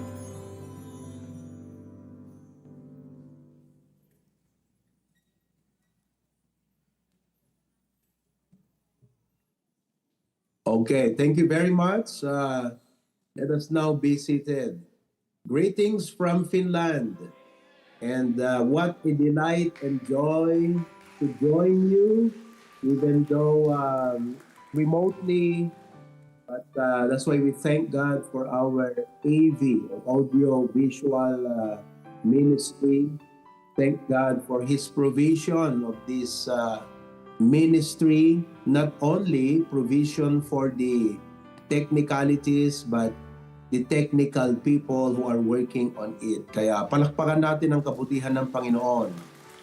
And I was very excited. I think I slept last night around 11 p.m. here. The oras no pagtanggat 12, 1, 2, 3, 4. That's 4 a.m. in the morning. So I'm still adjusting with my body clock. Kaya sa amin, puyat na kami noon. Para kaming natulog ng alas 4 ng madaling araw sa Pilipinas. But had to rest a little bit, then wake up because I was very excited to join our service. So I'm so happy to recognize and acknowledge every one of our brethren today. Good morning to our main sanctuary or main church members. We have their members from Vintar, from Sarat, and from Batak Paway Outreach. Good morning sa inyong lahat. Okay, so glad to see you all. Nakatado kayo kakabsat, mataydayo una itiapo. And I think we have visitor in the place from Cagayan. Okay, we have Julie Blado. Julie, will you stand? And we also have from Kabulalaan, Stephanie Lakar. Okay, Stephanie Lakar. Welcome to Hosanna Bible Baptist Church. Okay, thank you very much. And kumusta din kayo dyan sa Lawag? Good morning sa inyong lahat. HBBC Lawag City. Amen. Okay, kan kasama tagidi kan upsat dita pasukin. Good morning. Naabutan nyo tayo last part the message.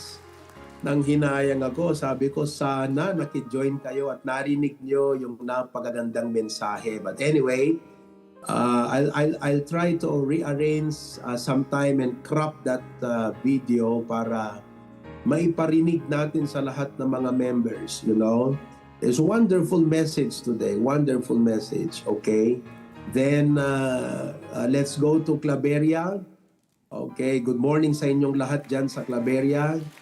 Praise God for that. We have members in Claveria na nasa Manila like Ma'am Marites and Brother Angelo. We hope to see you this coming November. Okay? And pray for Zion, yung kanilang anak na doktor, mga kapatid. And pray for him na makasama din nila sa bakasyon. Alright. Dingras. Good morning. Kadagay amin na Dingras. So glad to see you. Amen and amen. Okay. Then, let me also recognize those members in Lasam. Good morning, Lasam. Okay, Lasam Cagayan. What a blessing. Okay, dumadami rin kayo, ano? Nakakatuwa. Okay, Apari. Our outreach in Apari. Good morning. Yan. Okay, and our brethren abroad like Ninong Ninang Rina of California. Ayan, praise God. So glad to see you both. Now I feel what you feel on a Sunday morning. When you are in your house, see, nandito kami sa isang Airbnb. It's an apartment, you know. So may room, may sala, may kitchen, may dining. It's a very small apartment, you know, 1-bedroom apartment. So iba pa lang pakiramdam, parang alam mo yon, yung parang you know, you very intimate yung ano yung feeling. And it's here in Finland is 0 degrees right now. Right now it's what time? 4:52 in the morning, 0, but it feels like -3. Ganon kalamig. Kaya I was excited. Sabi ko, nung tinignan ko, it's 0 degrees. So I went right away to the window. Tinignan ko, sana may snow. Excited ako makakita ng snow. Wala pang snow, mga kapatid. Wala pang snow. Apakalamig, sobra. Pag lumabas ka dyan, itong pisngi mo, yung ilong mo, yung bibig mo, grabe. Naninigas sa lamig, mga kapatid. So anyway, I'm so glad to see you there. Tita Minda and Nanay Josefina, Sister Kathy, glad to see you, sis, dyan sa Middle East. Pray, you know, God will use you. One day, we will come to Middle East and perhaps start HBBs in Saudi Arabia. Our brethren in Canada, we have Brother Rogin. I think I saw Sister Raquel a while back. Sir Peter Calixto of San Francisco. Ayan, si Sister Raquel, kasama niyo yung kanya mga kids. Magandang gabi sa inyo dyan sa Canada. Malamig na rin dyan, no? Malamig na rin dyan. Okay, so looking forward na makapunta rin dyan kami sa US. We have Brother Giovanni of Singapore. Nag-message at sabi niya, Pastor, yung mga bisita namin ay papunta na dito sa aming apartment. So, I'm glad that Brother Giovanni and Sister Badet are now actively sharing gospel tracts and inviting people to come and join them in their apartment to worship God with them. Okay? Tugigaraw, magandang umaga po sa inyo dyan. Parang mga Tres Marias kayo dyan. Nanay Lilia, Ma'am Lilia, Sister Nala, and Sister Ria. Good morning sa inyo dyan sa Tugigaraw and yung mga kapatid dyan sa Hong Kong. Si Sister Marites, ewan ko kung bakit naiiyak-iyak siya kanina, kung sa preaching o nalulungkot dahil wala na si Ana Rose doon. Nandyan na sa main si Ana Rose. Ana Rose, good morning.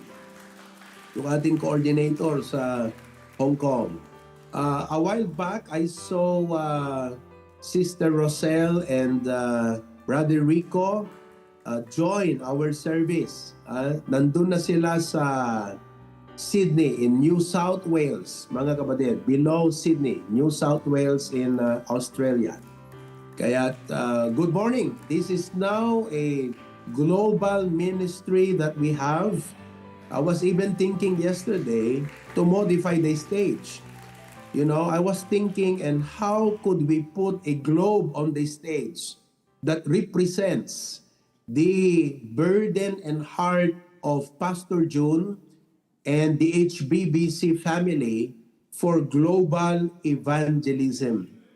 Lahat po ng ito una ay from God, and inimpress din kay Pastor June, and now I have that also in my heart. So maybe I was thinking how we could put a globe, malaking globo, dyan sa ating stage para everyone who comes in will see that globe and they will ask, why that globe over there?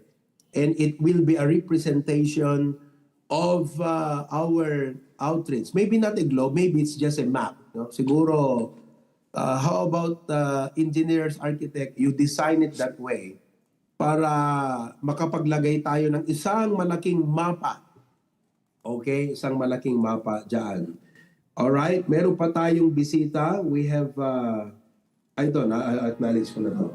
Okay, praise God for that. So, we are so glad to join you all today. Gising na gising kami ni Ma'am Kay. Bago pa mag-alas 3 dito, gising na kami. At excited. Yung alas 3 dito, alas 8 nyo dyan. Kaya hindi namin ramdam na gabi pa. Umaga na. But anyway, why don't we all stand together? I hope I did not miss any of our outreaches and sanctuaries. If I did, I apologize, but I didn't mean to miss anyone. But let's all stand together and sing our welcome song and go around and shake hands one with another. Go ahead, Patrick. Thank you, Pastor. Sing.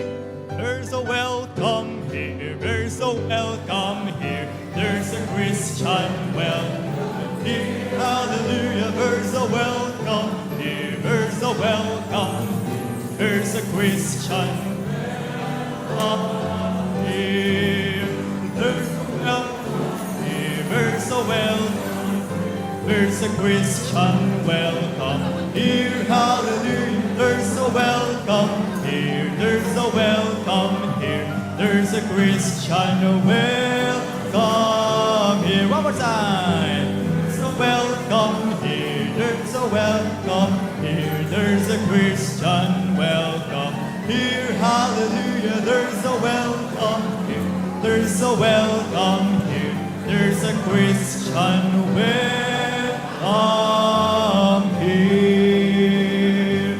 Remain standing. Yes, by the way, praise the Lord. I checked the YouTube channel of our church and there were about 50 folks who joined sa YouTube. Good morning din sa inyong lahat dyan. I don't know where you're from, but please kindly fill up the comment section of the YouTube and tell your name, where you are from. We would be more than glad to include your name in our prayer list. And if you have any prayer requests, send us or put it there so we could pray for you. Sa Facebook, I wasn't able to check, but usually we average from 90 to 100 viewers. So aside from all of us physically in person present on the sanctuaries, we have almost 150 people also joining on YouTube and Facebook right now. So it's a grand celebration and Sunday, every Sunday at HBBC. And what a blessing, mga kapatid. Pakita mo nga yung buong itong screen ng where you have all the folks. Yan.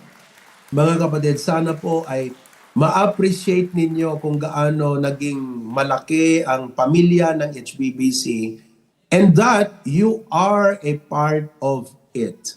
And praise God for that. Okay? Thank you very much. Continue, Patrick. Go. Amen. Thank you, Pastor. Let us sing the song, Trust, Try, and Prove Me. Sing on the first. Bring ye all the tithes into the storehouse. For my talents I and love. Consecrate them all upon the altar. For the sake of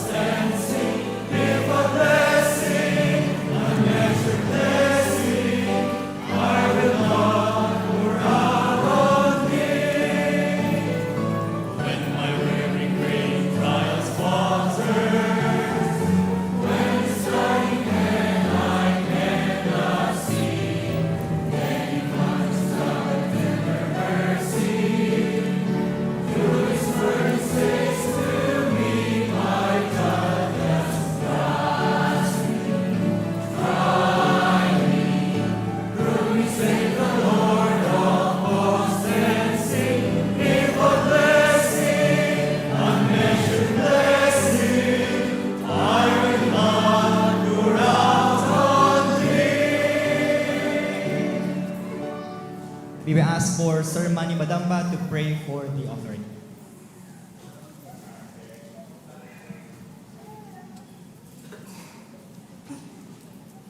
Tutuloy na ka, wapo ng itaydayaw, iti ang bigat. Gyaman kami apo iti, ang tutuloy pa nakarik namin iti presensya mo. Pati tata, tiyempo na kasta wapo, may nakapagyamanan, kapumot lang apo, tiag tutuloy nga pa ng ipariknam itayat mo sa tunggal mesa ka kami. At apo sakbay nga iyagmi apo, dagiti nga offering, so kimatam sa tunggal mesa ka kami uwama. Tapno ti kasta wapo, awan ti mang tubeng, uno mang lapod apo nga dumanon ken ka dagito nga offering mi. Katala, tultuloy na ka mga bendisyonan, karagiti wapo, wakas, pagsapulan sa tunggal mesa kata kami, italog mi ken ka apo, tasikat yak tultuloy mang bendisyon kala kami. Karod, kumit mi ken ka, iyag mi dagito nga sagsagot mi. Basta mo na apo sa itinabati, ng oras ken kanito mi dati nga migat. Nagiti ngam dawat, babantinakan po Jesus. Amen.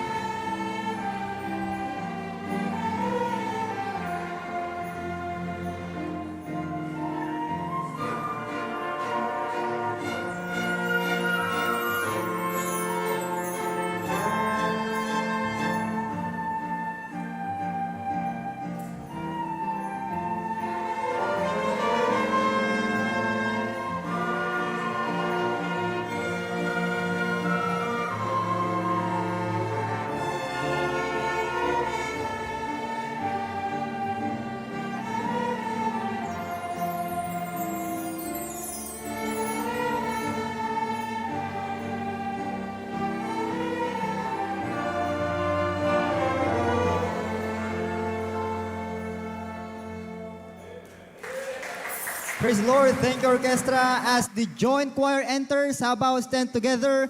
Let us sing God on the Mountain.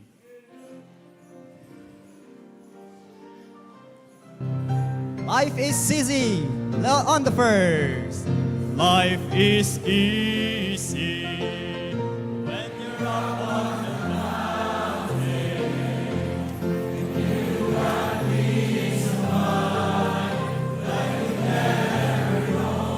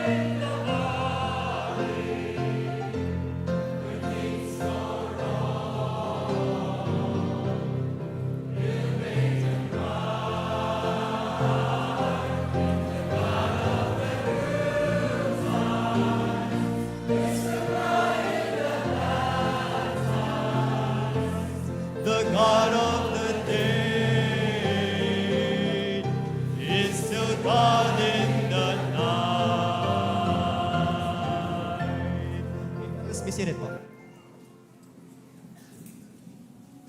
The signs are clearer, the days are moving faster, and the Lord's coming is near. But the question remains, are we ready? This isn't just a warning, it's mercy, calling us to serve while there's still time. Better be ready.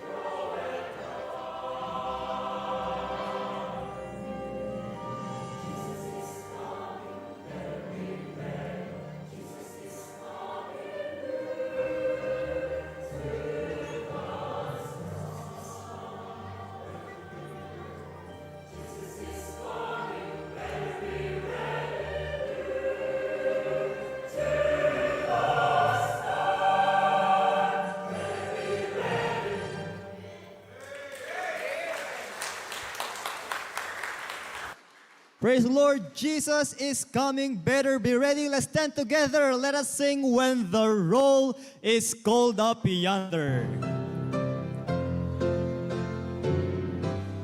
When the trumpet of the Lord on the fir.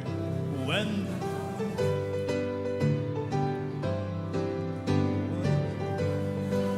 shall sound and time shall be no more, and the morning breaks eternal bright and fair.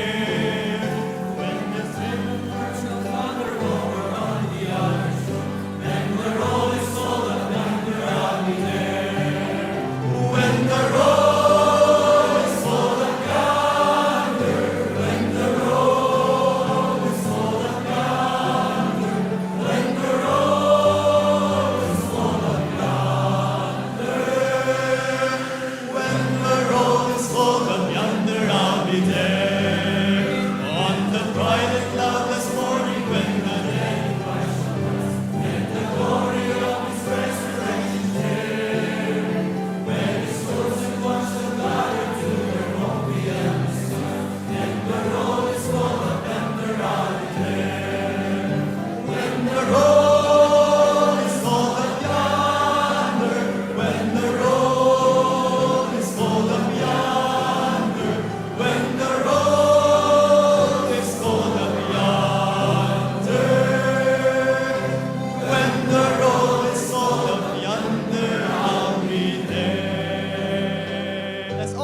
excited? Let us listen to the kids. We've all faced moments that made us forget how great our God truly is. But when we look to Him again, we see His power, His mercy, and His glory. That's what shines through in the song, I Saw the Lord.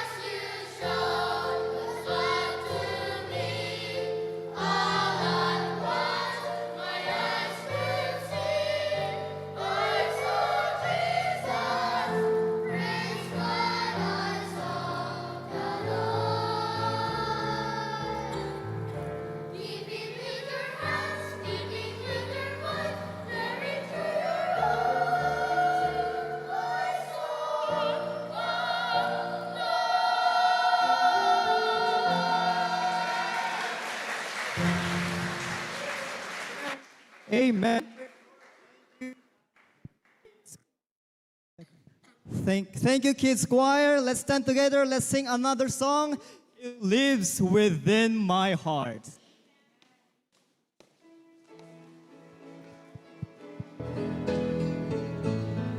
Sing on the first. I serve a rich Savior is in the world today. I know He is living. Whatever man may say, I see His hand of mercy. I hear His voice of cheer. And that's the time I need Him is always near. He lives, Christ Jesus.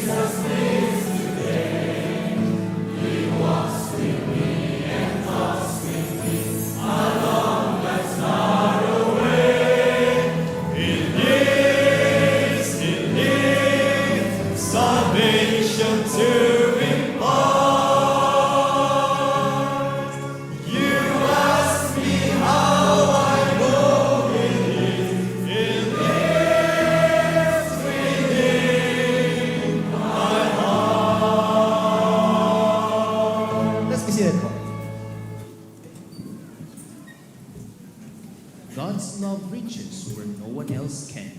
Deep into every wound and every past mistake. Even in our lowest moments, His grace still finds a way to restore, no matter where you've been.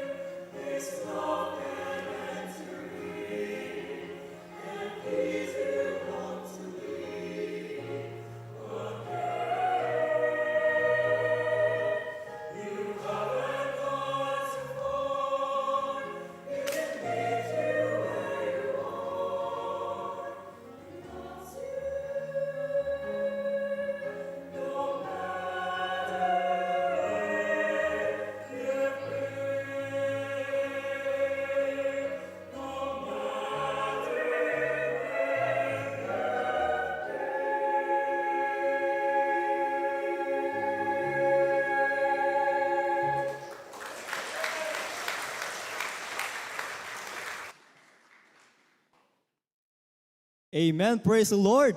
Once again, let's stand together before we hear our beloved pastor. Let us sing as we gather. Amen. Praise the Lord, the steadfast love of the Lord. On the first. As we gather, may your spirit work within us. As we gather, may we glorify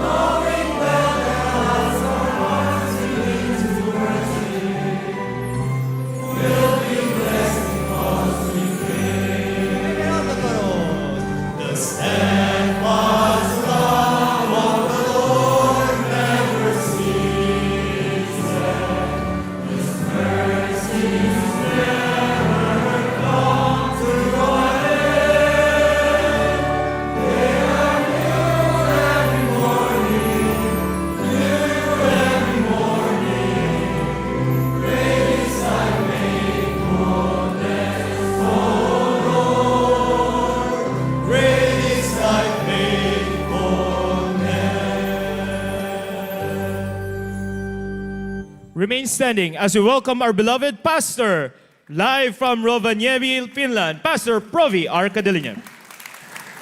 Thank you very much, Daniel. Pwede na kayong umupo, mga kapatid. Okay, I wanted to actually use our local dialect, Ilocano, but I realized na meron pala tayong mga guests who could not be able to understand the Iloco. Kaya't gusto kong batiin yung ating mga bisita ngayon sa Singapore.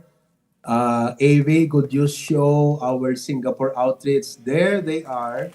As I call your name, I would like for you to raise your hand para ma-recognize namin kayo. We have Charmy Beboso from Iloilo. Maayong aga. Okay? And Charmy Beboso from Iloilo. I suppose na magkapatid kayo, right? Your sisters, okay? And then Arlene Libranza from Mindanao. Maayong buntag. Oh, okay. And Sister Jennifer Pablo from Bago, Cagayan, named Bag na Bigat Mo. Glad to see you all and thank you for accepting the invitation of Giovanni and Bernadette for you to come and join us and worship with us today. Well, it is not just their invitation that you accepted. It is actually God's invitation that you have accepted today. And what a blessing to have you with us. We look forward to be able to fix our remaining schedules until the year ends sapagkat medyo fully booked tayo. But I am considering to book a flight for us to come to Singapore hopefully on December so that we could have a Thanksgiving and Bible study with you. At sana ay makasama namin kayo at imbitahan nyo rin yung inyong mga kaibigan o kasama sa trabaho. Amen? So, napakasaya, ano po? Okay? At na-observe ko din na dumadami ang mga attendees natin sa Lasam. I'm so glad to have our mission house in Lasam, Cagayan. Good morning. Okay. And back to our service, kasama na natin muli ang Claveria. Kumusta kayong lahat dyan sa Claveria? Good morning. And of course, Pasukin. So, glad to see you all. Marami pa pala tayong mga kapatid na nasa Zoom kanina, but I was looking at the AV. I failed to mentally compute kung ilan ang attendance natin ngayon, but it's quite more or less 600 people. As usual, okay? As usual. And praise God for that. Now, for the next 2 minutes, I'd like for you to watch and see the updates of activities that our brethren did throughout the week. Yung iba ay nag-conduct ng fellowship meeting, Bible studies, at yung mga kapatid na nag-join sa ating campus ministry in Marcos. Pray for Marcos, Ilocos Norte. I gave a challenge to you in Dingras. Dingras, are you still there? Sino sa inyo sa Dingras ang nakabasa ng aking mensahe sa inyong group chat? Ayan, taas nga ng kamay. Okay, if you have not yet seen my message, please take time to look at it because sabi ko doon, I would like to challenge Dingras to consider Marcos as your outreach now. So, pumupunta ang ating team every week, okay, every Wednesday doon sa Marcos to conduct campus ministry and that's hundreds of students. Sayang naman kung hindi ma-follow up sila. This is actually a partnership of HBBC and BBC Banat by Pastor Lang Bayan kasi may gawain sila pero hindi sa sentro. Kaya sa sentro tayo doon sa pinakasentro. Kaya tulungan nyo si Sir Rohel, si Malo, si Brother Ray, kayong mga brethren dyan sa Dingras, ha? Bilisan yung mag-grow, mag-mature, magpakatibay kayo para imbes na kayo ay maging burden bearer kayo. Kasama kayo dapat hindi sa nagpapabigat ng church, kundi sa bumubuhat ng mga kabigatan sa church para maabot pa natin ang mas maraming mga kaluluwa. Amen, Dingras? Will you take the challenge? Very good, very good. Okay, so let's go ahead and show those photos, AB. Go ahead.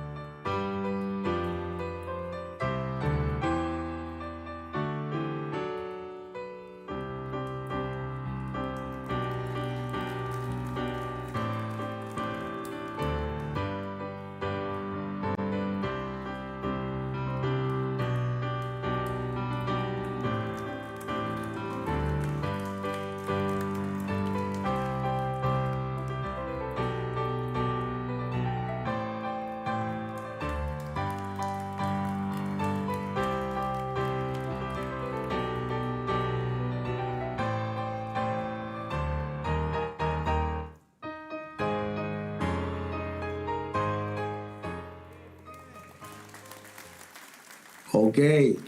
Nakakatuwa ano po. Praise God. And thank you, brethren, for your labor of love. Salamat sa Panginoon.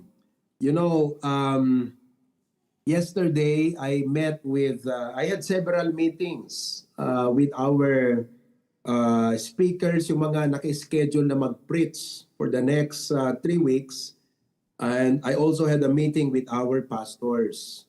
And I was telling Pastor Dennis, Pastor Ben, saka si Sir Rohel, sabi ko sa kanila, tignan ninyo yung aking ginagawa dahil sinusundan ko ang ating Panginoon. You know, every morning whenever I pray, of course, nandun yung aking adoration, pagpuri sa Panginoong Diyos. But when I begin to pray for our ministry, I kind of being overwhelmed, mga kapatid, sa lawak at sa extent na ng ating gawain, not just the present, but the prospect of our ministry. Kaya sabi ko sa kanila, nakikita ko kung saan tayo dinadala ng Diyos. Kaya I stretch myself. Nagle-level up ako. And I am not only doing the work of pastoring a church like the main and, you know, overseeing the almost 20 ministries of HBBC. But I'm doing church planting. Pinagsasabay ko po yung pagpapastor ng ating mga gawain at pagpaplant ng church. And I told them, I want you to do the same. I want you to follow that example. Kaya ngayon, si Pastor Bear, aside from him overseeing as our resident pastor, the church in Pasukin, I assigned him to be in charge of our outreach in Batak Paway. Yan. Kaya hinahamon ko kayong lahat at ini-encourage ko kayong lahat dyan sa Pasukin from just being a regular attendee member to be a mature member. Maturity comes when you promote unity. Maturity comes, mga kapatid, mark of maturity is when you are now being involved in the ministry. In other words, you can now see the need and you are volunteering your heart, you know, yourself, to help meet that need. Kasi nga, si Pastor Bear, pinaasikaso ko na sa kanya itong Batak Paway outreach natin. So every week, he would travel from Pasukin, that's about 45 minutes, no? From Pasukin to Batak and back, okay? To conduct Bible studies and visitation. And thank God, Brother Enan and Sister Mayan, that's the Bible study they had last time. I think they had almost 30 in attendance and praise God for that. So, pinakapagawa ko sa kanila yung ginagawa ko rin ngayon. Pastor Dennis is likewise, you know, and he shared with us yesterday his plan and his desire in his heart, not only to maintain the church in Claveria, but to actually tend the work in Sanchez Mira, in Lasam, and in Apari. Just try to imagine, at this point, your pastor is doing almost practically all of this. Managing, doing, you know, tinitignan ko po ang lahat ng mga reports ng mga coordinators. For example, on our way from Helsinki to Rovaniemi, that's 8 hours by train. And part of what I did while on the train is to review the reports that our coordinators have submitted to me. Halimbawa, Pastor, sabing ganyan, itong coordinator na to, may 5 siyang mga members na hinahawakan, 3 lang po yung present, yung 2 absent kasi ganito, ganyan.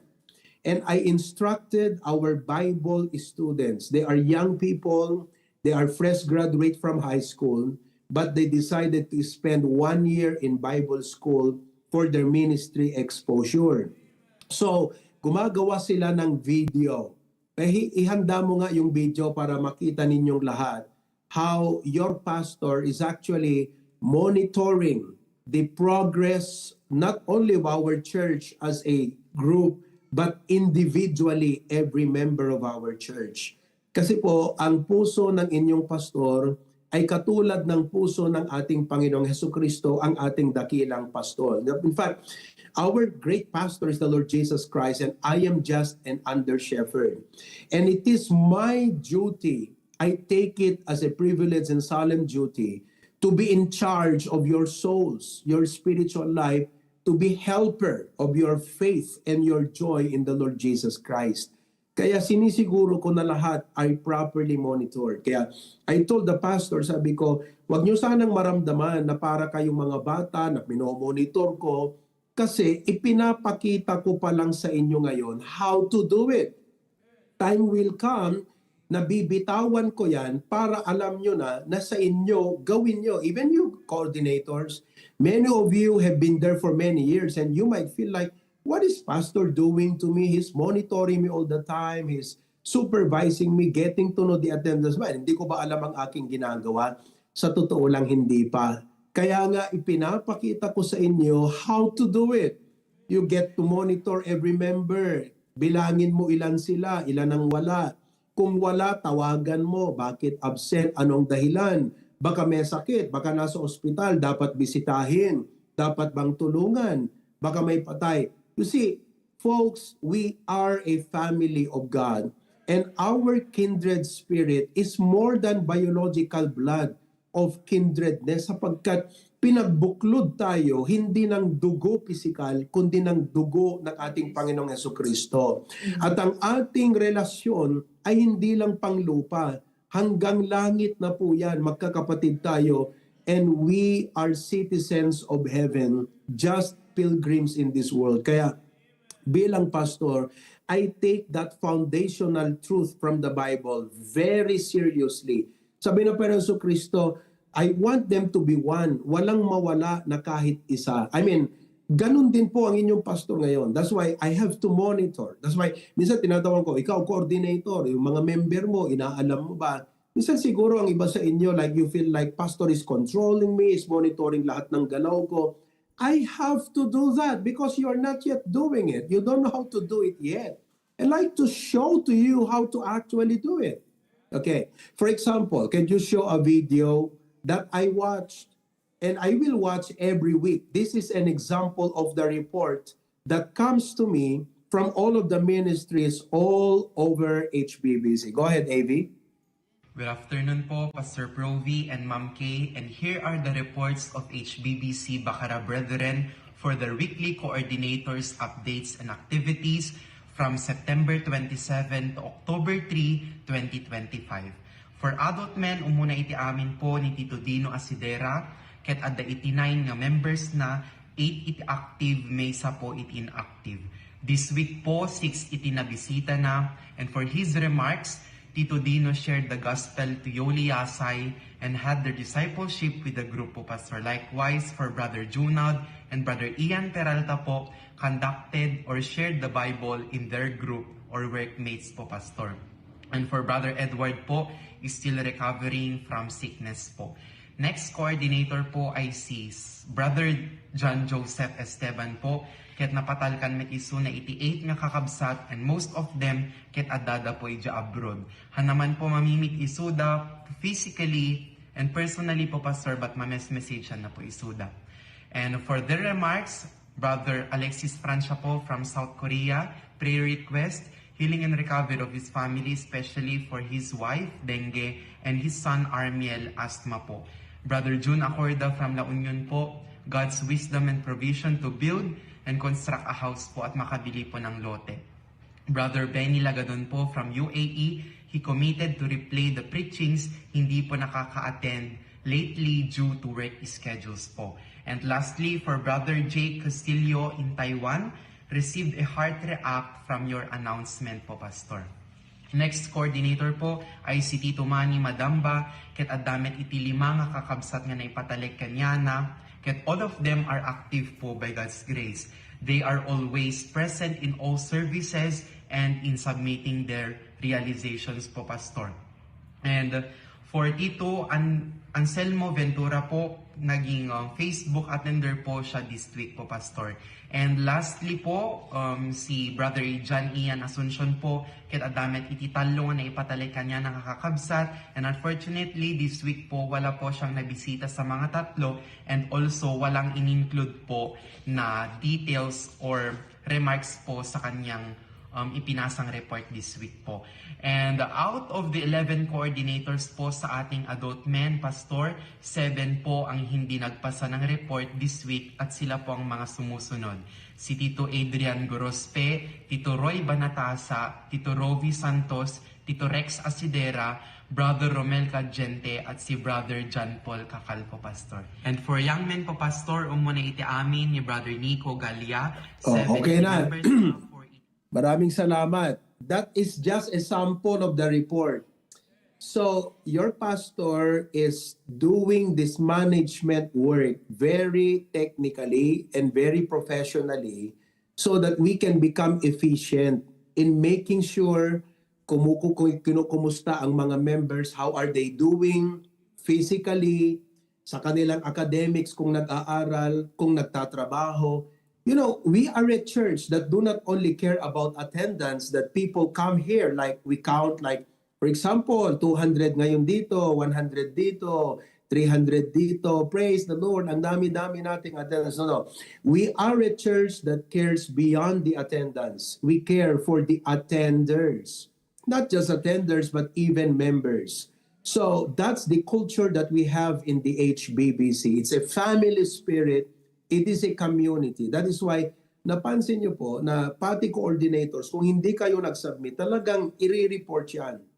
And as of this time, we are beginning to build up coordinators how to do it properly.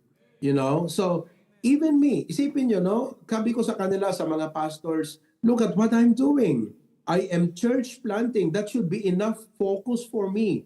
But I cannot neglect, you know, the churches that we have. That's why whenever I could, and possibly I should, I would monitor and check on all of these things. Kaya, dahil minsan pag nag-submit, ang liliit ng mga letra, hindi ko mabasa. So I asked these young people, could you do it for me? Gawin yung maayos, mabilis, para even I am a travel, wherever I am, I'll just play the video and listen to it and be able to evaluate. I know kung sinong kakausapin ko, sinong papaalalahanan ko. Ganyan, mga kapatid, ang sistema natin ngayon. So I told our pastors, see what I do. Kung anong ginagawa ko, gayahin nyo yan. Kaya, for example, dyan sa Claveria, members, don't be a burden. Be a burden bearer. Because Pastor Dennis is going to help in planting more churches in Cagayan. Na paano niya maasikaso ang Lasam, ang Apari, ang Sanchez, and eventually, pati Tugigaraw, he has to travel.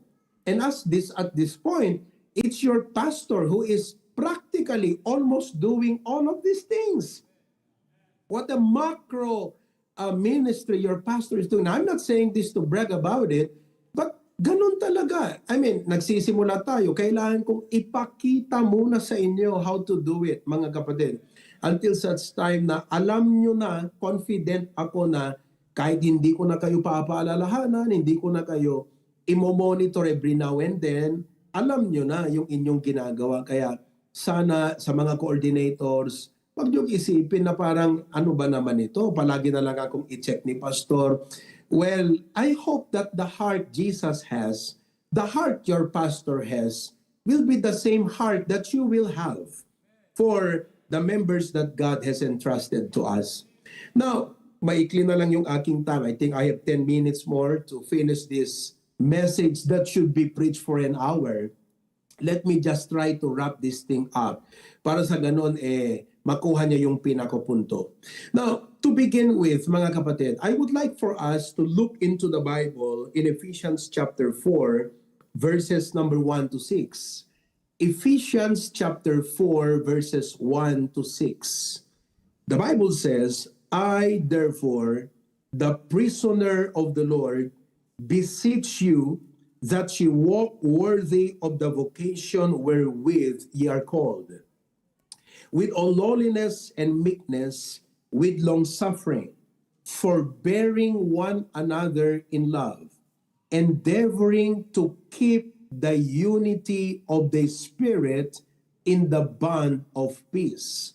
That is the focus, or that's the word I would like for us to focus at right now. We are in a series of discussing about the churches in the first century. And last Sunday, I showed to you the geographical, political, economic, and religious background of Ephesus, where you find the church called the Ephesians. That's why in the New Testament, there is a book called Ephesians. That is not just a book. It was a letter that the great Apostle Paul wrote and sent to be read before all the brethren in Ephesus, so that they will know how to conduct themselves, not only as believers, but as a church. And so I picked one of the verses here in verse 3 where it says, endeavoring. That means we have to exert effort. This is what God expects from us. I know you expect a lot from God, and you can expect it from God because God is faithful. He is not only able to deliver what He promised, He will fulfill what He promised. If you pray, He will answer. If you obey, He will bless. If you ask for wisdom, He'll give you what you need. You can expect it from God. But I pray that God can also expect that we do what He expects us to do. As members of our church, He expects us to endeavor. That means that you exert effort. You do not just watch the church united. You do not just watch and say, Amen. Nakakatuwa naman ang ginagawa ng Panginoon sa HBBC. Dumadami ang members namin. Lumalaki ang gawain namin. Nakakatuwa. Nakita ko sa Singapore, may mga bisita na kami doon. Sa Lasam, dumami yung kanilang attendance. Yung mga Bibleista, nakakatuwa. You're not just happy watching the ministry grow, but you are happy because you are a part of the growth of the ministry. It's one thing na ikaw at sabihin mo, nakakatuwa amen, amen, papalakpak ka. Pero iba po yung ikaw ay nagagalak sapagkat isa ka sa mga isa ka at may bahagi ka sa paglago ng gawain ng Panginoon. I hope that God can expect that from you today. And the Bible says, endeavoring to keep the unity of the Spirit in the bond of peace. So I would like to talk to you today in the next few minutes about something that every church needs. I know that every church needs funds to operate its ministries. We pay bills for water, for electricity. Right now, praise the Lord, kayo dyan sa Maine, pansinin nyo din naman mamaya bago kayo umuwi, na ikabit na po ang solar, solar, basta yun, system. Okay? Solar system ng ating main sanctuary. Could you show the main sanctuary to everyone para makita ng mga bisita natin? Yan po ang ating main sanctuary in Bacara. Okay? Then there's almost 300 in attendance right now in that building. And you know, God blessed us with resources, and we spent about 2.5 million pesos to install the solar power or solar system para sa solar system. Parang ano ba yan? Universe. Oh, universe. Okay. Yung solar na sistema, mga kapatid. Solar panel. Thank you, Daniel. Solar panel ng ating church. And if you could retrieve some of the photos, just go ahead and give me a cue pag ready na so I could show it to you. You know? But we pay bills, and the church needs funds to operate its ministry, right? So, but I would like for you to know that the greatest need of every church, and particularly our church right now, to be strong is not just fund and finances. What our church needs today to go strong and to do the great commission of Jesus Christ is the word unity. The word is unity. Praise God if you're giving your tithe and that is you doing your part. But there is more in unity, and I would like to show that to you today upang maramdaman po natin yung responsibilidad natin na makiisa sa gawain ng ating Panginoon. You know, in biblical history, particularly in the Old Testament, I could say na there was a time that God scattered people. He scattered them. Instead of uniting them, God scattered them.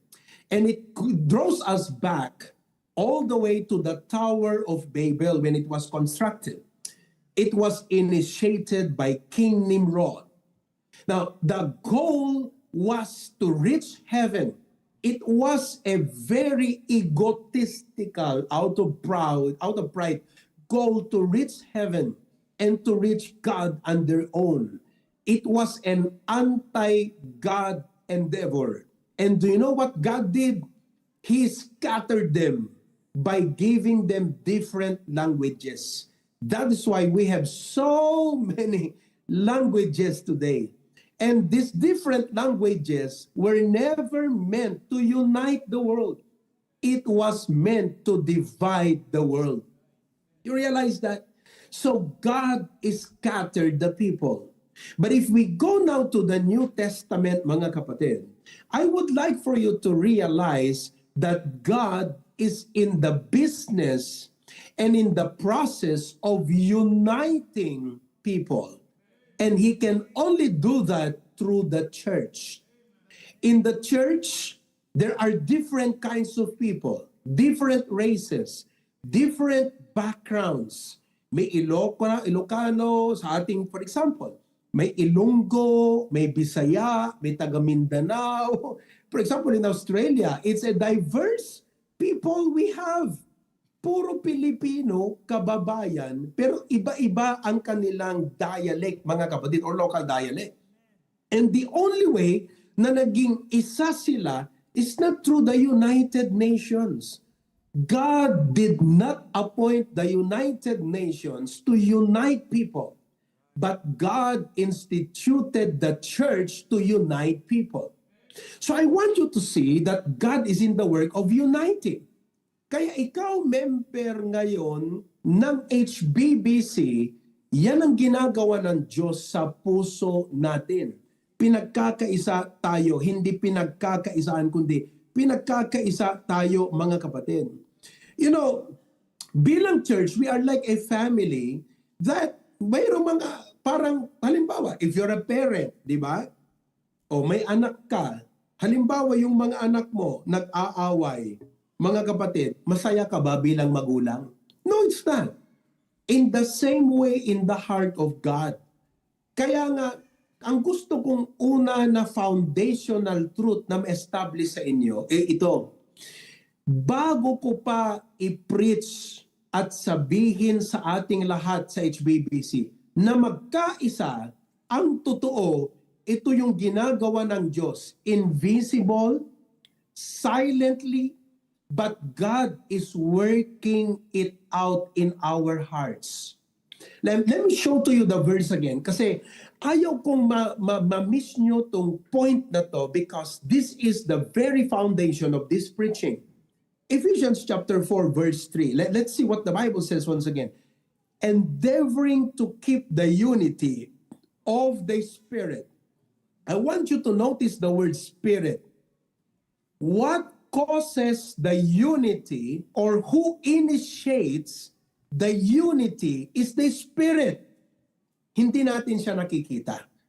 Pero yun yung nasa atin ngayon and that's our common denominator today. Kung ikaw ay saved, may Holy Spirit ka. Hindi man tayo pare-pareho na yung iba maraming pera, yung iba walang-wala. Hindi man tayo pare-pareho economic speaking. Hindi man tayo pare-pareho ng trabaho. Yung iba nasa abroad, yung iba walang trabaho, yung iba farmer, driver, fisherman, office work, teacher, iba-iba tayo. But listen to me. Do you know our common denominator today? Each of us individually who have received Christ as Savior, we have the Holy Spirit of God. And listen to me, the Holy Spirit of God is the initiator of unity. And the duty that was given to us is to guard it. Look at the verse again. Hindi po tayo ang nag-i-initiate ng unity. Ang trabaho lang natin is to keep it. The word keep is to guard it. Endeavoring to keep the unity of the Spirit. So, if I may paraphrase the verse in a very layman's term, it means this.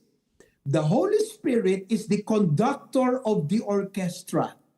As members of the orchestra, it is our duty to cooperate with Him so we could produce a harmonic sound from our instruments. So ang Holy Spirit po ay para baga siya yung conductor ng orkestra at bawat isa sa atin ay pinagkalooban ng instrumento. And it is our duty to make our playing of the instrument not only in tune but in timing with the conducting of the conductor. So ang initiator ng unity sa church ay yung Holy Spirit na nasa atin. Malamang hindi nyo ito napapansin, hindi nyo pa to naririnig sa Holy Spirit, but I am here to tell you right now, He is working this thing out. The duty that was given to us is to make sure we cooperate with Him. We guard, we keep the unity. That's why the title of the message is this, How to Guard Church Unity. You see, again, unity is being initiated by the Holy Spirit.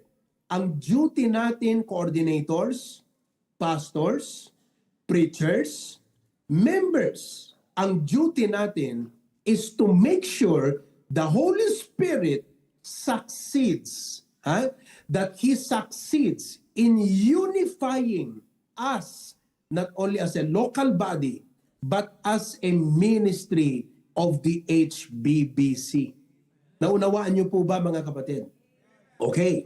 So we are a part of that. Ngayon, ano ang opposite ng unity? Ang opposite ng unity, number one, nag-aaway-away. Kaya kung may away tayo, may hidwaan, may hindi pagkakaintindihan, pwede ba isantabi mo yan, pakinggan mo ang Holy Spirit, at for the sake of God, makiisa ka, isantabi mo ang personal na bagay mo sa kapatid at kung sino man mga kapatid, at makikooperate ka sa Holy Spirit. Yan po ang foundational truth in guarding unity in the church. Again, it is not us that initiate unity.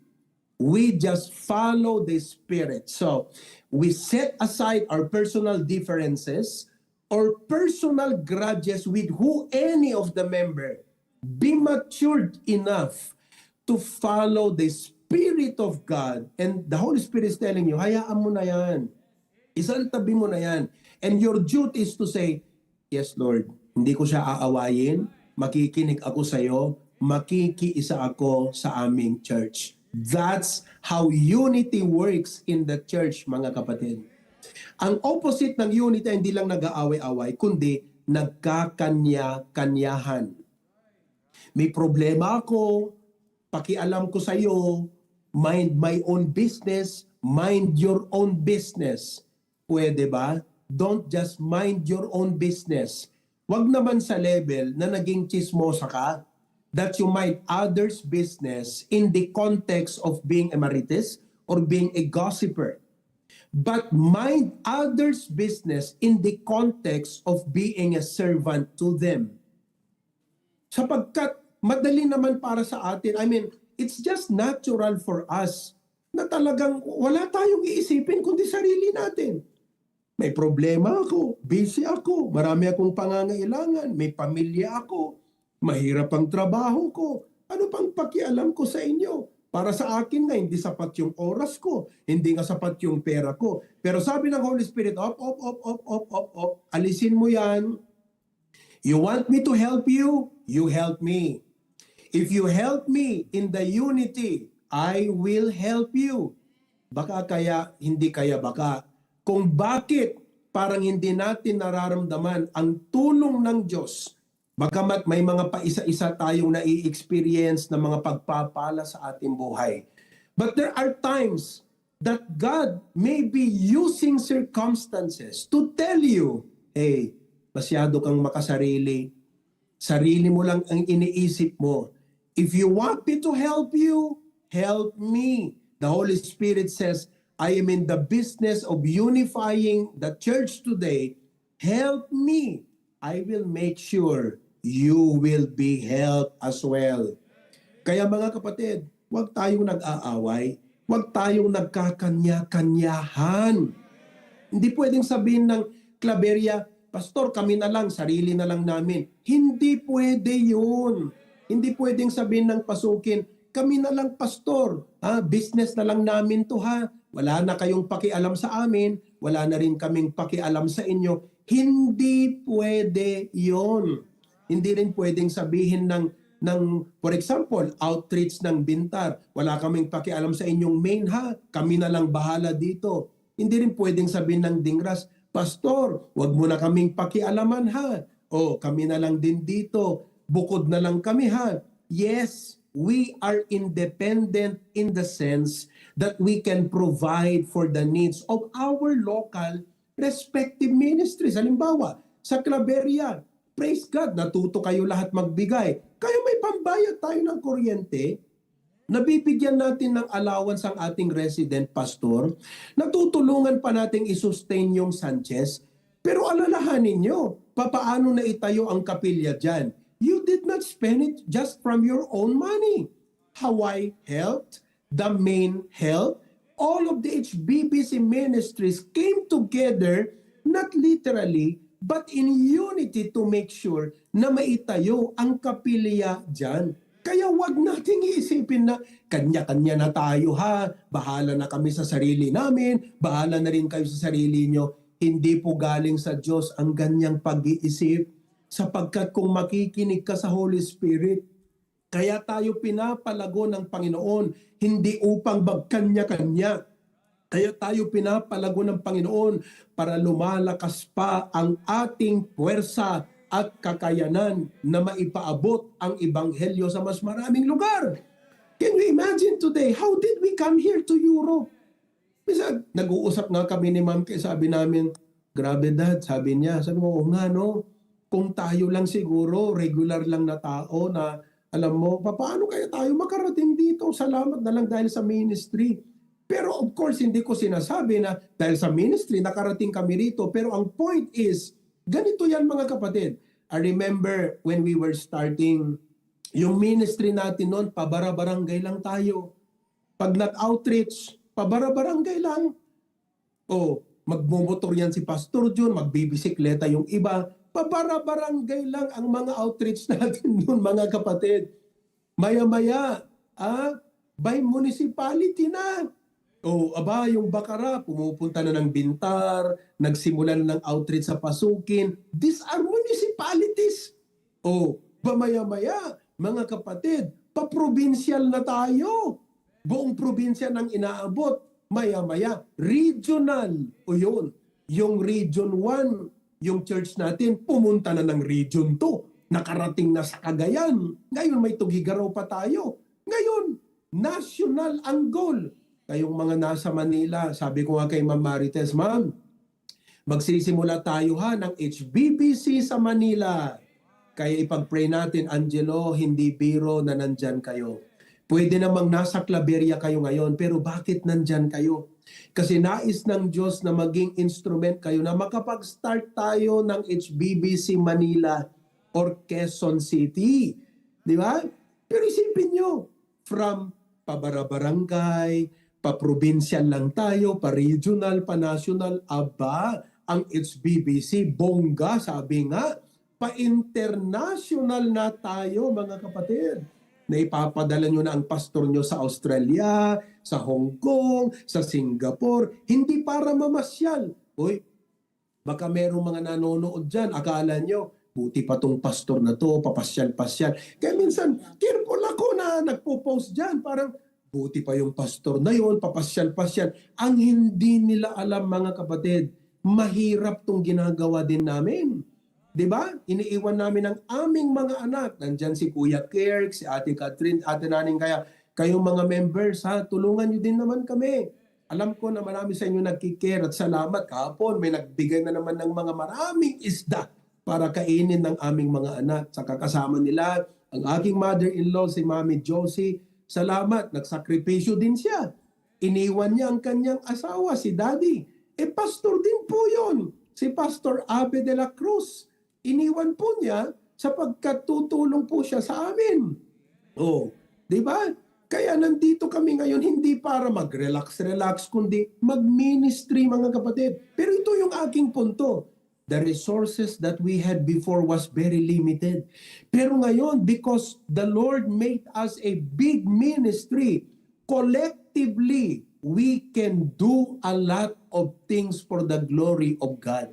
Kaya mga kapatid, wala sana sa inyo, sa atin na, kami dito sa pasukin, kami na lang ha, bahala na kami sa sarili namin ha, kaming Claveria, wag nyo na kaming pakialaman, kaya na namin. Yes, we are independent in a sense that we could operate the needs of the ministry and meet, supply through the grace of God, the needs of the ministry. But as far as the Great Commission is concerned, which is global in outreach, God requires that we are interdependent. Hindi nagkakanya-kanyahan mga kapatid. Yan po ang mensahe ng Panginoong Diyos sa atin ngayon. Kaya the opposite of unity, nag-aaway-away, nagkakanya-kanyahan, at naghihiwa-hiwalay. I tell you what, that's the devil. What the devil wants to do with us, HBBC. Kaya anong gagawin natin? Bantayan natin ito. It was God who put us together.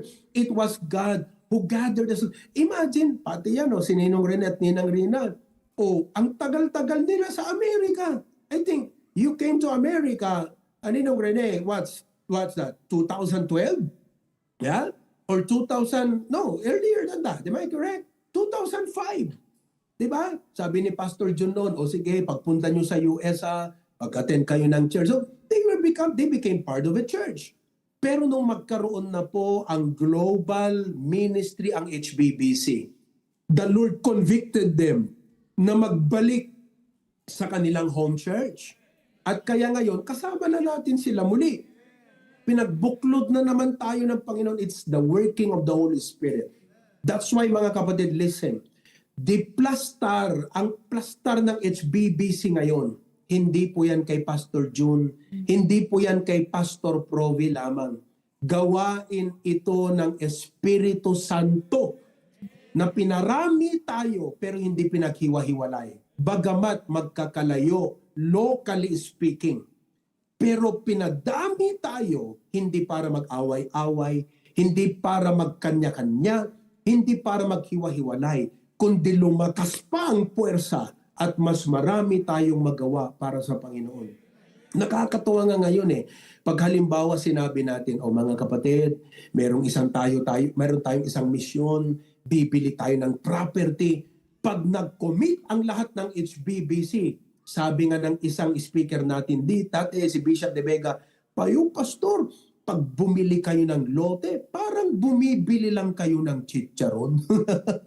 Ibig sabihin, parang nagiging sisiw. Yung dating mahirap, naging madali. Hindi lang dahil dumami, kundi may pagkakaisa. Kasi pwede naman tayong dumami. Pero kung walang pagkakaisa, mahirap pa rin ngayon. Pero kung bakit nagiging madali ay dahil may pagkakaisa tayo. Ayaw ko nang pahabain. Introduction pa lang po yun. Pero gusto ko nang magtapos. At nais ko na ito ang maiwan sa inyong mga isipan, mga kapatid ko sa Panginoon. Lahat tayo sa HBBC, maliwanag na maliwanag. Hindi kay Pastor June or Pastor Proby kung bakit tayo nagkakaisa ngayon. Gawain ito ng Espiritu Santo. God added us to the church. God unites us together as pastors, as coordinators and preachers. God expects us to endeavor to keep or to guard the unity of the Spirit in the bond of peace. Kaya kung pakiramdam mo ngayon, malayo ang loob mo, ilapit mo, kapatid. Kung parang feeling mo ay out, anong tawag doon? Yung parang na-out of place ka, makiparte ka sa mga coordinators. May mga grupo-grupo tayo. Naglagay ako ng mga coordinator and these groupings are good as fellowship groups, but don't make it isolated and exclusive. Nakakasira po sa unity pag ginawa nyo ng mga grupo na yan ay isolated at exclusive lamang. Ang ibig sabihin nun, kanya-kanya na yan, kapatid. That is why if you are not yet a part of a fellowship group, I encourage you to be a part of it. Sapagkat ang grupo na yan, hindi pa po perfect. Pero in the process of development, natuturuan ng mga coordinators na pag may sakit ka, kinukumusta ka. Pag na-hospital ka, kinukumusta ka. Minsan nga, pag hirap ka sa bills mo, nakakapagbigay ng kaunting tulong. Kaunti in a sense na pag 20 milyong need mo, 1,000 yung naibigay ng grupo. Siyempre maliit, pero malaking bagay din yun. Malaking bagay, lalo sa mga nag-contribute. Aba, kung ang sweldo mo 500 pesos a day, ang kinontribute mo 100, may dininay ka na bagay doon, kapatid. That is why ina-appreciate natin ang lahat ng mga ito. Nakikita lahat ng Panginoong Diyos lahat yan. Kaya I hope you see not only what's happening in the HBBC na lumalawak ang ministry, pero gusto kong ipapansin sa inyo ang nais ng Diyos na mapansin ninyo. At ano yon? God is in the process of building a strong collaboration, cooperation, and coordination of the whole ministry of HBBC.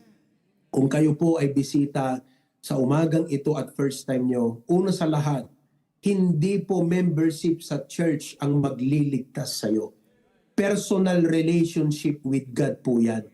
Walang relihiyong makakapagligtas. I know that as you hear me preach, as you saw those photos all together, parang may something sa'yo na, wow, ang ganda naman. Nakaka-bless naman ang ganitong klase ng church. Hindi nag-aaway-away, bagamat magkakaiba, magkakalayo, pero magkakapatid at nagkakaisa at nagsasama sila sa gawain ng Diyos. But listen to me, it may look attractive to you, but being a member of our church will not give you eternal life. It's Jesus Christ who will only give you eternal life. Jesus said, I am the way, the truth, and the life. No man cometh unto the Father but by me. We will be so glad for you to be a part of our church. But first of all, you must become a child of God. You must be a part of God's entire family. By how? Number one, recognize that you're a sinner. You cannot save your soul. And you may say, well, Pastor, I'm not that bad. I am good. Well, you're a good sinner. You may say, I'm religious. You are a religious sinner. You might say, Lord, I am not a ragged man. I am professional. You are a professional sinner. And because of sin, we are separated from God. And it is given that we are on our way to hell because the sin has condemnation. But Jesus came to earth, died on the cross, paid for the penalty of our sin. And the Bible says, whosoever believeth in him, Jesus Christ, will not perish but have everlasting life. Your money cannot save you. Your education cannot save you. Your title in life, your position, your possession can never save you. God loves you. It is his plan to save you. Would you come to Jesus Christ today and say, Lord Jesus, I acknowledge that I'm a sinner and I cannot save my soul, and I'd like to accept you as my personal Savior. If that becomes your prayer today, your name will be written in the book of life. You will have eternal life, and you will spend eternity with God in heaven. What's a necessity of your life on earth? God wants you to be a part of a local church, to take care of you spiritually, to be helpers of your joy and faith in the Lord Jesus Christ. Mga kapatid, lahat tayo na nandito ngayon, I hope nakita ninyo, hindi pwedeng nag-aaway-away. Kaya kung may hidwaan, kung may sama ng loob, I understand. It's not easy to let go of any hurt or pain in your heart that others inflicted because of their wrongdoing, whether consciously or unconsciously. But listen, just as Christ has forgiven you, just forgive. Sometimes you feel like it's unfair to forgive. It is not unfair. If you have been forgiven by Christ, it is only fair that you forgive others as well. But for the sake of unity, let's guard it. Wag ikaw yung isang dahilan na hindi kayo nag-uusap ng isang kapatid, at ma-feel yung parang idwaan, distansya. Mga kapatid, listen, let's build unity. Amen? Let's guard it, and by all means, let's work together. Lasam, we need you. Claveria, we need you. Singapore Outreach, we need you there. Pasukin, we need you. All of you, we need each other. Let's help one another and help together and go fulfill the Great Commission of Christ. And all of God's people say, Amen and amen. Praise the Lord. Well, medyo nasobrahan ko yung time pambira, pero I hope you're all fine and okay there. And let's stand together and sing that song, I Have Been Blessed. Sing that song, I Have Been Blessed, and then I'm going to close in prayer. Thank you, Pastor. Let us sing, I have been blessed. Sing on the first. When he moves among us, all that he does, all of his mercy and all of his love, it's a pen on the rider by every day. Even his word will never contain. I have been blessed. Warmed in the winter, flowers and spring, laughter of summer, the changing of leaves, foods on my table and good places me, clothes on my back and shoes on my feet. I have been blessed. All together. I have been blessed, your soul has for me. Precious are results of you and me. No way I could count them, the sun of time. So what is standing for me so high? God has been good, so good.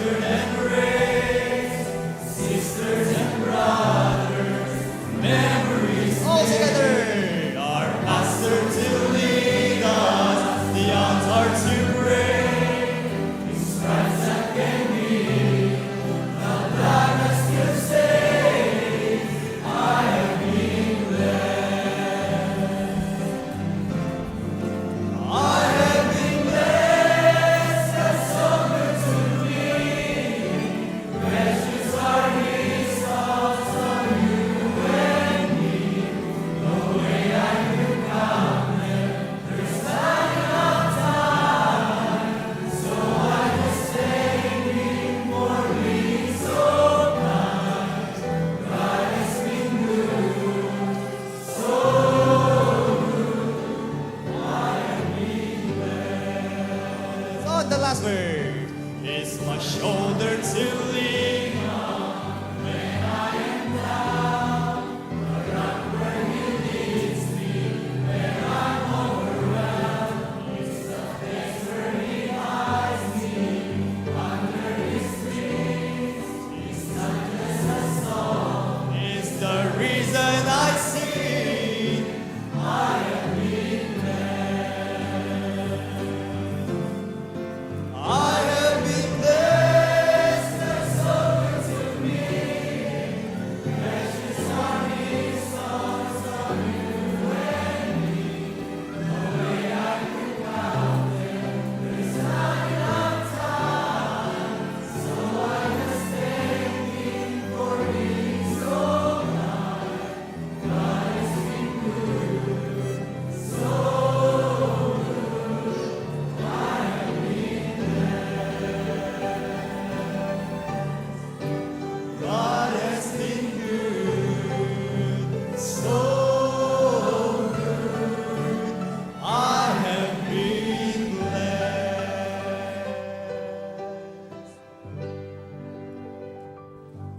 So thank you very much po, Pastor Provi, for that message.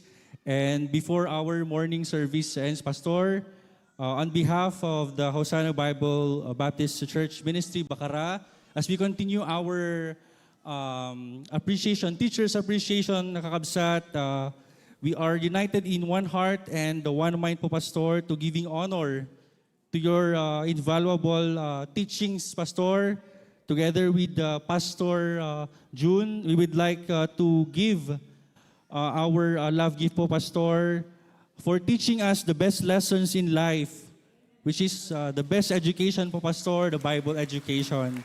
So we'd like to give po, Pastor, this love gift po, Pastor. And also, syempre hindi din natin makakalimutan, our Pastor June has also Ma'am Cora, which is one of my best Sunday school teacher, kakabsat. And also kay Ma'am Kay for being one of the best teachers in HBBC choir, kakabsat. So we'd like to request Ma'am Cora to be in front, Ma'am, to receive our simple love gift po.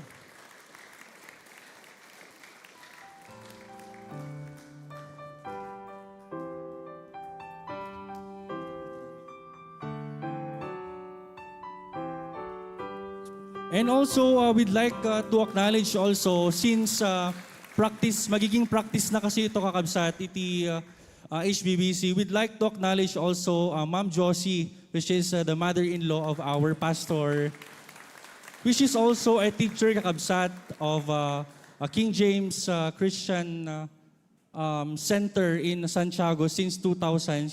She's also a teacher. And magiging practice na kami, kakabsat, iti HBBC, that if we have pastor's wife, kakabsat, and pastor, we will be giving love gift. And with in behalf of the Hosanna Bible Baptist Church, ma'am, we would also like to give you a cash gift or a love gift po from the Hosanna Bible Baptist Church po. Thank you po.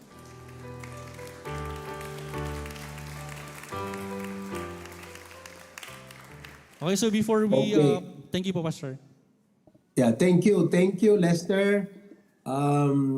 Konting tiis na lang ang pagtayo. And I just would like to highlight the grace of God sa ating mga young people. This was initially the initiative from the Holy Spirit sa puso ng ating mga young people. I know, yung baon yung 100 pesos a day, nag-set aside kayo para lang makapagbigay kayo ng gift. I was informed just now na sa mga young people particularly, and especially sa choir, it has been the practice that pag may bisita tayong pastor or pastor's wife especially, ay hindi natin pinapalagpas ang pagkakataon na mabigyan sila ng gift, mga kapatid. That's what we are as a church. It's not that we have so much resources. No, it's not that. The Lord gave us a generous heart. Our pocket may not be very big, but our hearts have grown so big so that the blessings God gave to us are not only ours to enjoy, but for us to share it, especially with others. Kaya salamat sa inyong lahat at sana ipagpatuloy nyo yan I don't know kung naibigay na rin yung kay Pastor Dennis at saka kay Pastor Ver, but this was supposed to be done to all the pastors. But thank you so much. Once again, God bless you more. God bless you more. Let us pray. Heavenly Father, thank you so much for our wonderful service today. From the first preaching that Preacher Glenn shared, what a powerful, heart-touching, Lord, message. You reminded us na dagiti inted mo kada kami, hami dapat ipaidam. No, da talento mi ipausar mi Apo, iti respective nga pakausaran na nga ministry Apo Diyos. I pray that you also bless as we guard what the Holy Spirit is doing today to make us as one so that we can work together for the great commission of Jesus Christ. Panginoon, coming here to Finland, my heart was burdened because here in Rovaniemi, dear God, when I searched the internet, the Facebook and the Google, hanap ako ng Baptist Church sa laki ng syudad na to, sa dami ng mga tao, tourist spot. They call it the Winter Wonderland capital of Europe, where people from different places come every Sunday to celebrate a Christmas in a pagan way. Nakalulungkot lang na walang kahit isang Baptist witness or Baptist church dito, Lord. I don't know, there may be some groups, but Lord, we pray that this burden you have shown to me, your servant, ay maunawaan ng bawat member. Sana, Lord, may ipadala ka na membro namin na pumunta rito, hindi para magpayaman, kundi gamitin mong instrument para lang makapag-start kami ng Bible study dito at makapag-start kami ng outreach dito sa Finland. Lord, I ask that you would touch someone and appoint someone, Lord, would you, para sa bagay po na ito. We pray for a laborer here in Finland. May not come from our church. You might send a missionary or a pastor from a different Baptist group, Lord, but it's just our prayer that you send someone to come and establish a Baptist witness here in Finland. Salamat, Panginoon. And I pray that you bless us, Lord. Thank you for meeting with us today. Kakaiba po, ramdam namin ang presensya mo. Dismiss us with your blessing. Bless me and my wife, Ma'am Kay, sa aming pong health while we are here as we minister to the folks here, oh God. In Jesus' name we pray. Amen and amen. God bless you. At mabuhay tayong lahat. Purihin ang ating Panginoong Diyos. God bless HBBC.